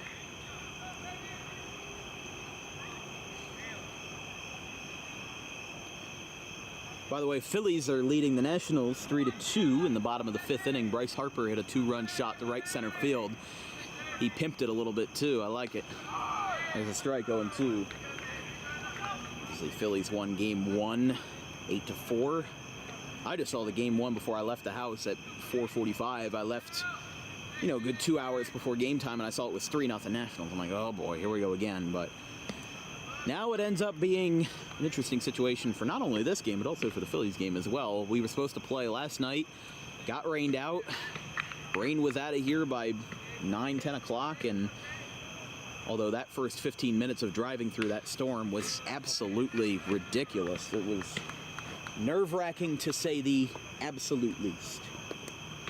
By the way, here for the Roughriders in the top of the ninth inning, it'll be Daly, Zay Ishmael, and Sean Perkins, barring any changes made off the bench. I mean, you've seen before, we've put up the rosters during the breaks, and this is going to be ground ball out to third. Rollins is there, going to pick it up on the run. The throw, no throw. Infield single, Shane Daly. And that's how the Roughriders get it started here in the ninth for Zay Ishmael.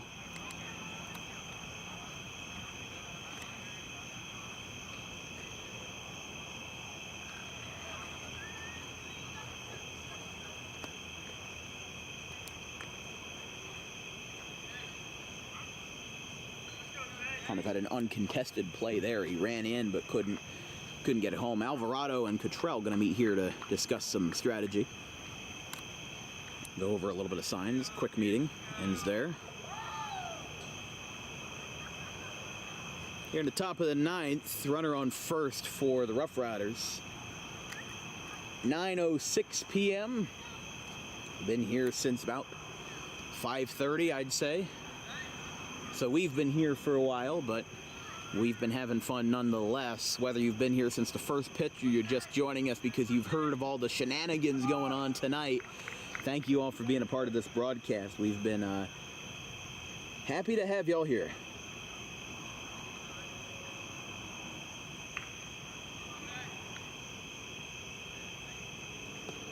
Just missed.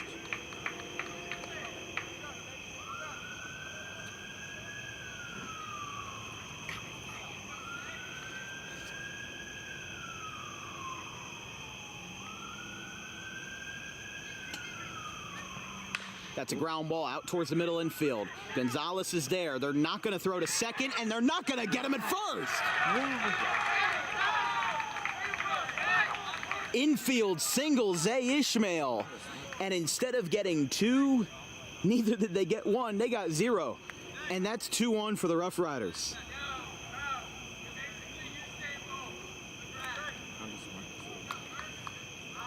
I don't think Gonzalez would have had enough time to throw it to second anyway, because both of those guys are fast. Ishmael's fast. Daly's fast. That's why they're outfielders and, infielders. Popping up for a bunt that'll go foul out towards the restrooms. It's 0-1 to Perkins.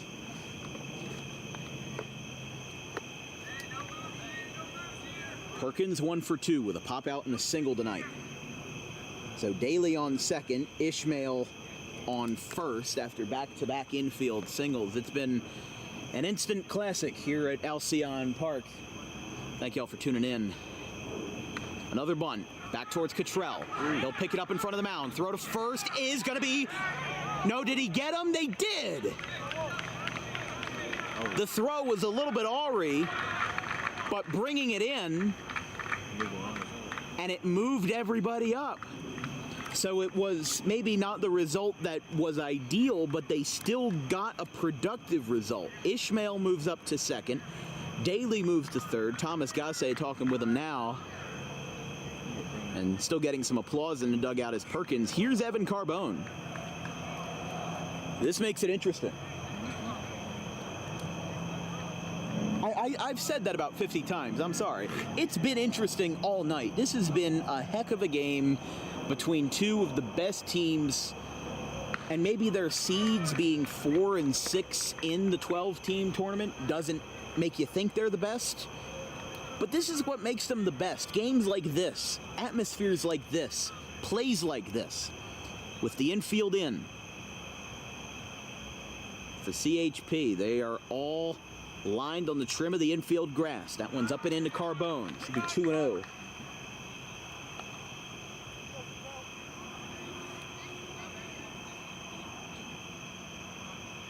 One out, 2 runners in scoring position for the Roughriders.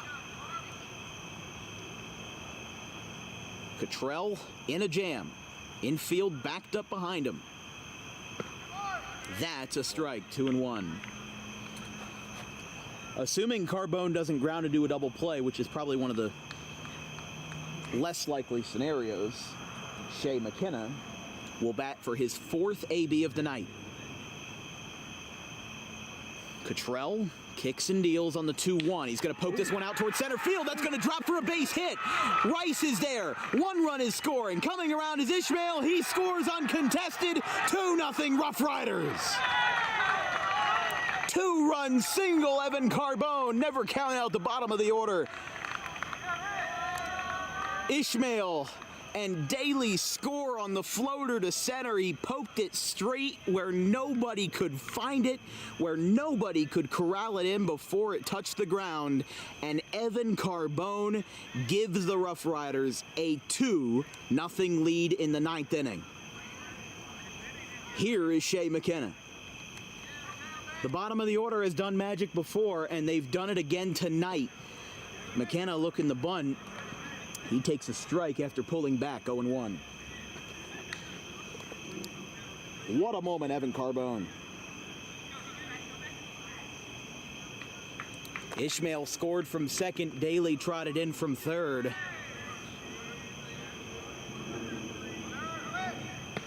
Here comes the throw down to second from Alvarado. He gets wiped out at second base. Griffin got leveled like he was in Eagles training camp, and he'll get the second base. Griffin, you shake it off a little bit. Yeah, both Griffin and Gonzalez. That is a stolen base for McKenna. Gasse coming out, making sure he's okay, and yeah, Griffin will stay in the ballgame. These stupid bugs keep interrupting our stuff. If you want to be a color commentator, don't just walk on our space. By the way, we are looking for people to help out with our football coverage this fall from the last week of August to, well, Thanksgiving weekend. If you're interested, we would like some experience, but if not, if you just want to get a feel for the industry and get some airtime, send an email with your information to thedanwilkinsshow@gmail.com. All applicants will be considered. Keep in mind, it will probably be a volunteer job, considering we don't really have the money for payroll right now. That one's poked out towards the mound. Cottrell boots it. Sliding is Gonzalez. He takes a chunk out of the grass. But McKenna will take a chunk of first base, and that puts the runners on the corners with 1 out. The Roughriders have poured it on. They've saved all of their energy for a penultimate inning here in the 9th. They have saved, excuse my pun, but they've saved the best for last, and they've had 4 singles here in the 9th. McKenna will steal second unopposed. And actually, Alvarado dropped the ball, so he really couldn't get a release going if he wanted to. McKenna down on second. Carbone on third. They did not opt for a pinch runner, I guess because there was only 1 out, but this inning has been one of legend. A single by Daly, a single by Ishmael, a sacrifice bunt by Perkins, 2-run single Carbone. That's a ground ball to Griffin. He throws it to first, and holding at their respective positions is Carbone and McKenna. 2 down. That's smart right there. That's smart. I think if this was a tie game, you try it. But because they're already up by 2, they don't want to try to be greedy. Especially considering that CHP sees what the Roughriders can do. They can easily mirror that and strike back in the bottom of the 9th. Do not count out CHP's ability to be comeback kids. That's a strike a little bit high and away, but it is 0-1 to Eric Sabato, who basically saved the outcome of the game in his own right in the bottom of the 7th with a base hit to center field that he was able to levy a throw to home plate with a pop-up shallow right. Griffin sprinting out. Lay calls it off, rather Millward. He makes the catch, but the damage is done. Evan Carbone knocks home a 2 RBI single. We'll see what the Roughriders can do to defend. Mason Dobbs probably coming back out for a swan song inning. Indeed, I believe it will. we go to the bottom of the 9th. Stay tuned, folks. It's 2-0.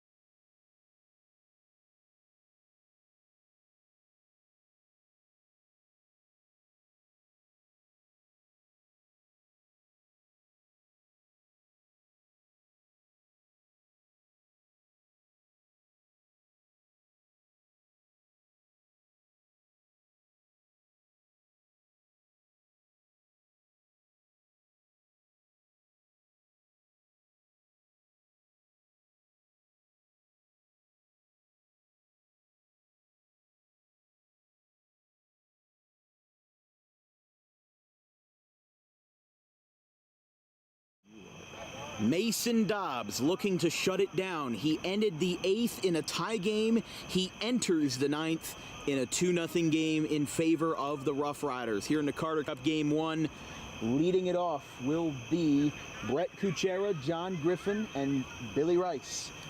All 0-fers. A combined 0 for 6 between these three batters, as that one is inside to Kuchera. It's 1-0. If the Roughriders win tonight, they'll be up 1-0 in the series going into tomorrow. Remember, it's a 3-game set. Today, tomorrow, and Thursday. That one misses away, 2-0.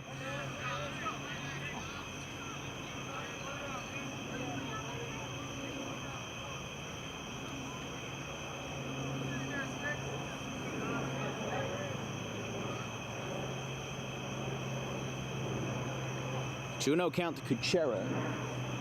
I mean, if Dobbs has been in a situation before where he comes into the inning with the lead and he almost blows it. I mean, he's been a little bit wild, but he came into the 8th after relieving DeCostanzo. He came in ready to go.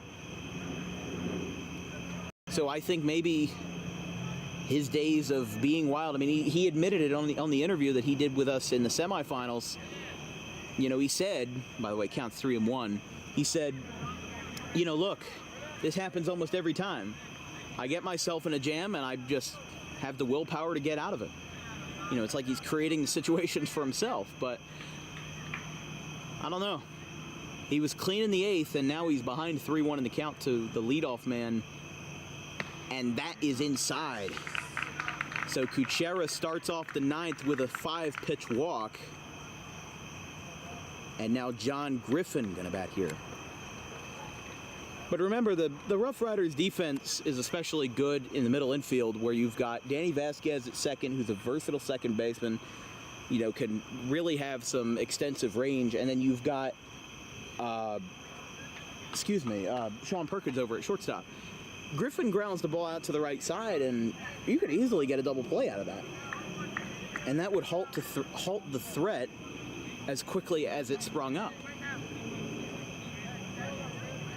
But the Roughriders want to lock it down. They've won games in chaotic fashion before. Whether they can do it again will make things quite interesting. First pitch to Griffin is up and away, 1-0. See, he's not even throwing all that wild. He's just missing the strike zone. And you could miss the strike zone by 1/4 of an inch and it would still be a ball. You could even hit the strike zone and it would still be a ball, depending on how strict the umpire is. So Dobbs, you know, I've said the solution many of times. you can just decrease the velocity a little bit and try to throw more strikes. But I can't really attest to that because I was never a pitcher. I was the right fielder in Little League, you know? I was getting in trouble for looking at airplanes and picking the grass and having 5 errors a game. But my specialty was walks and hit by pitches. I had great plate discipline. I think I actually walked like 30 or 40% of the time when I hit in Little League. Now, my junior league season was not much better. I had a lot of soft ground outs and strikeouts. It was just not that good. And that's when I hung up the cleats and I retired and I turned over to the camera. And I wouldn't be happier anywhere else. That one misses. I believe we've got a 3-0 right now. 2-1, excuse me. Whatever it is, he's behind. And I don't know how this is going to end, but you know, we were in the bottom of the 6th in a scoreless game, and I thought we could have a chance of a hour-and-a-half broadcast, but we're sitting here 9:21 right now, and we thought for sure the game would surely be over in the 8th. 2 hours 31 minutes where we're at right now. Longest broadcast I ever had was 3 hours 37 minutes. Audubon and West Deptford back on April 27th, 2022. Some of these players out there being involved in that game. Breaking ball, strike 3, Griffin stares it down, and he is down on strikes. Not happy with himself there. There's one down. But now you get to reset and set it up for Billy Rice.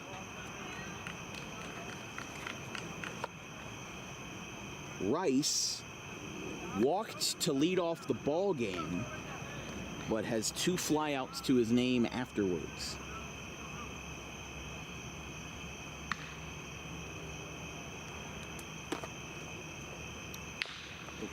Tapped foul, first base side. We've got some action over in the bullpen. That's number 49, which that will be Bauman. I have to look at my roster because Gase didn't give me first names on the lineup card, which I can't blame him. That would be Cole Bauman of Haddonfield High School. Pitch to Rice, misses in, no, called a strike. Really got the benefit of the doubt. 0-2 to Rice. And with that runner on first, barring a double play, guarantees that Adrian Gonzalez, the ever-looming power threat, will get a 4th plate appearance tonight. He's already 0 for 3. The 0-2 from Dobbs. Ground ball, hot shot up the first base line and foul. Foul, foul, foul. Well, Kuchera got all the way to almost third base before he got called back, and that was very close, maybe a couple feet from being a fair ball, but those kinds of calls can be very contentious.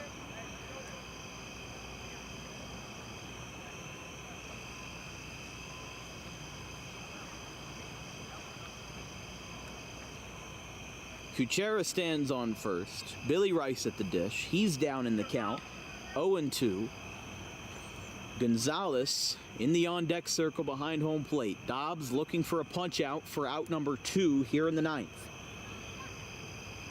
Dobbs kicks and delivers. Rice pokes it out to left, a little late on the swing. Going over is Graber. He makes the catch, 2 down. It's not over yet, but it's getting closer and closer to it as Rice continues the offer, and Adrian Gonzalez will bat. It's the last call for CHP. As if they go down 1-0 in the series, I'd be very, very interested to see how this game 2 plays out. Because right now, CHP has been known to be the comeback kids. They lost game 1 of the quarterfinals, came back to win in games 2 and 3. And they outright swept CHBR in the semifinals. So who's to say if you lose game 1 of the Carter Cup that you don't win game 2 and 3? My personal thinking is that this series will probably go all 3. Today, tomorrow, and Thursday. But I'm not a scientist. I can't predict into the future. The future lies in these players' hands. The 1-0. There's a strike, 1-1. 9:26 Eastern here at Alcion Park in Pitman. You're watching coverage of Dan Wilkins Broadcasting and the Carter Cup Finals, Game 1 between the Roughriders and Cherry Hill Pitman. If you have any questions or comments about tonight's broadcast, drop me a line at thedanwilkinshow@gmail.com. Let's try it again. 1-1. Inside and taken as such. It's 2-1. Don't forget to tune in tomorrow, same time, same place. Pregame starts at 6:50 between the Roughriders and CHP. Roughriders will be the home team tomorrow, so if they win tonight, that puts them on the right side of history going into game 2, basically. So that will be something we'll have to keep a close eye on going into the next 24 hours. Gonzalez pops it up. Third base side, going over towards the corner. McKenna watches it go out of play. And it's 2-2 with 2 outs in a 2-0 game. After the last pitch, stay tuned for the DWB postgame show presented by Doug Does Anything, your local handyman. This broadcast is brought to you by Doug Does Anything. Call today at 856-412-0118 for a free quote. We'll get our players wrapped up, we'll get our interviews, and then we will head home. Happy that we're under clear skies tonight and tomorrow. Dobbs gets his footing, faces his catcher. Gonzalez wiggles the bat a little bit. Runner on first. 2-2. Inside, and the count is full. Can't get any better than this. Tying run at the plate.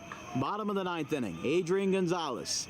Only 1 homer in the regular season, but the home run derby champion back in June at the All-Star game in Northfield. Brett Kuchera on first. Mason Dobbs allowed 1 walk to start the 9th, but has been lights out ever since. The 3-2 pitch. Runner goes. That's ball 4. And Gonzalez keeps the game alive thanks to a good eye. And now Austin Lay will be the next here. No action from Thomas Gasse yet. He's still in there on the top step. I think still trying to weigh his options. And they are going to bring out, I think, Cole Bauman back out again. Yeah, that is Cole Bauman warming up out there in case this situation goes awry. But Gonzalez walking on a 3-2, mind you, keeps this game alive. Lay grounds it out towards the middle infield. Gonzalez is there. Throw to first is in time! And the Roughriders win game 1, 2-0 in 9 innings. Perkins made the throw to end the ball game. An incredible finish to an incredible ball game. Every night, an instant classic at Alcion Park. Roughriders go up 1-0 in the series. Stay tuned, folks. We'll be back with our player of the game. Our players of the game, John DiCostanzo and Evan Carbone, presented by Doug Does Anything. We'll be right back. Stay tuned. Stay glued to your TVs. We're not over yet. We'll be right back.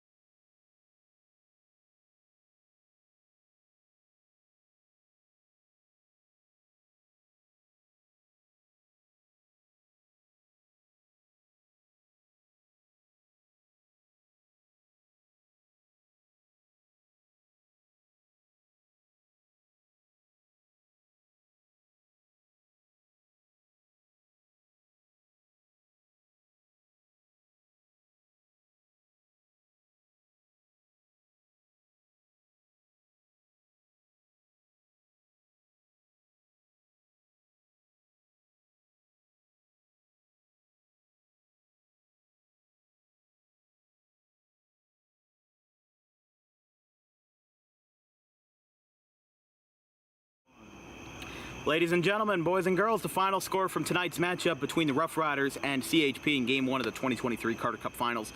2-0 in favor of the Roughriders. And now we're going to start our Doug Does Anything post-game show.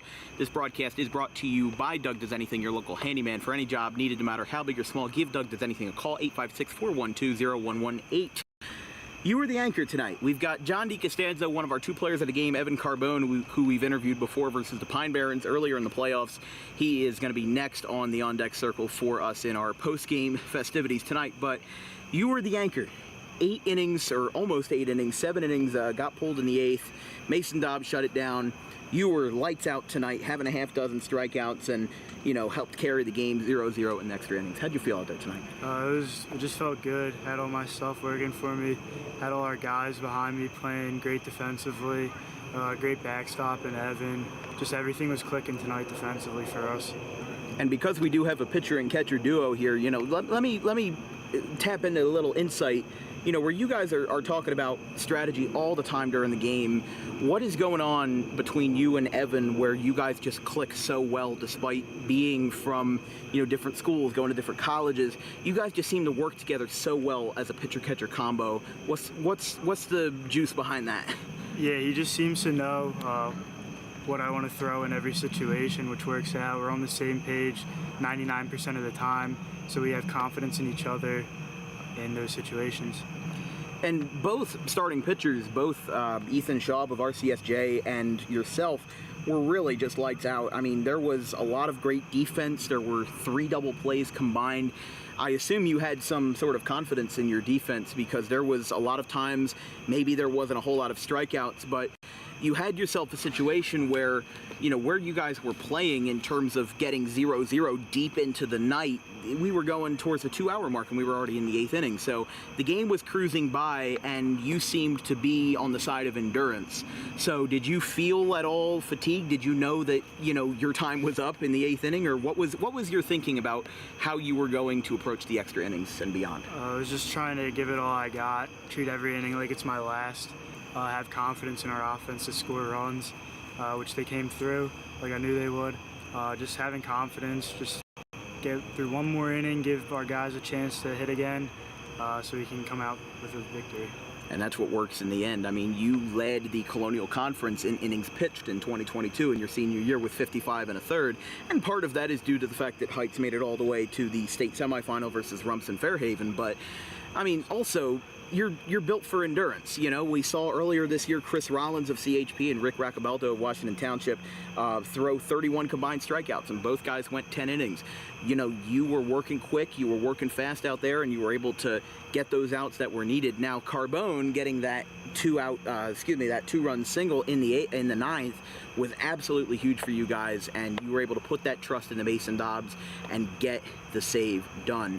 Now that you guys are up 1-0 in the series, keep in mind, you guys are the 6th seed.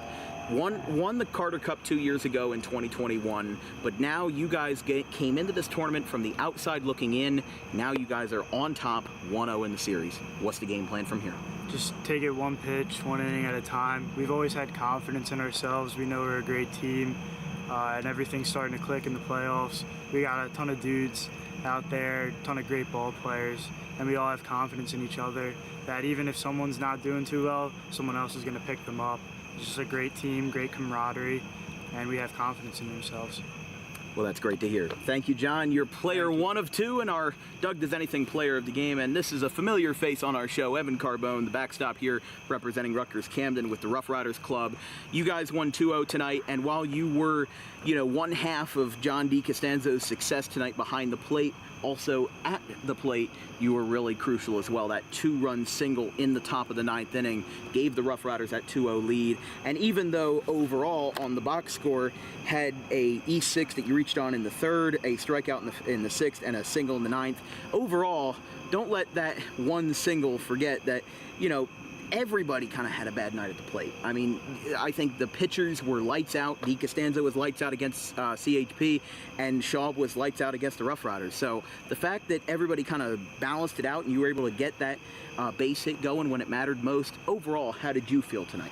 I felt good. I was seeing the ball well all night. I mean, John, like you said, John carried us, and he kept us in it, and Schaub, for them, he threw the hell out of the ball the whole night, so we were just trying to score any way we could. So it was good. Yeah, and I mean, that single, they couldn't have set it up more perfectly for you. I mean, the infield single by Daly, infield bunt single by Ishmael, then the sacrifice bunt by Perkins.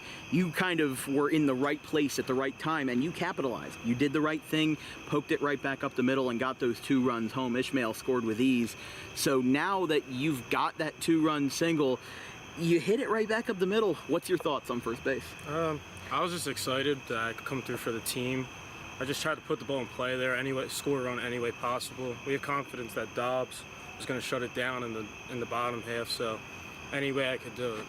And when I talked to Dobbs earlier in the semifinal series, one of the things that he said was that he's got a tendency to be wild. He's thrown a couple walks before. He's, had the bases loaded, but he's found a way to get out of it. But the fact that you guys have the confidence behind Dobbs to know that he's going to pull it out even in tough circumstances really shows the bond that you guys have as teammates. Now, overall, behind the plate, as John said earlier, you guys were really on the same page all night. You guys were working really well together, and that's partially to help the success that you guys had. So you guys are up 1-0 in the series. I said this before to you, and you guys beat the Pine Barrens and punched your ticket to the semifinals. Now we're here. Now is the last stop at the station. Tomorrow, you guys could either go home with a Carter Cup or force a Game 3 Thursday. Obviously, for the Roughriders, you guys want to end it tomorrow night, get it done, get it over with, and send home that first trophy since 2021. So what is your game plan from out here? Just come in loose, have fun. I mean, it's not going to be easy. We'll probably get Rollins tomorrow. He's a good arm. And they're going to come out strong because they're a good team. So just come out loose and have fun, and we'll be all right. I mean, hey, they're a good team. That's why they're here, and that's why you guys are here as well. Yeah. Thank you, Evan, you. player 2 of 2, and our player of the game interviews from everybody here at Dan Wilkins Broadcasting, my social media coordinator, Anthony DePalma, our graphics crew, Gavin Vanrell and Caleb Lane, and my producer, Vincent Folkt, myself, Dan Wilkins. We will see you same time, same place tomorrow, right here at Alcion Park, 6:50 p.m. Eastern Time for our start of Game 2 of 3 in the 2023 Carter Cup. Thank you guys, good night, and we'll see you tomorrow.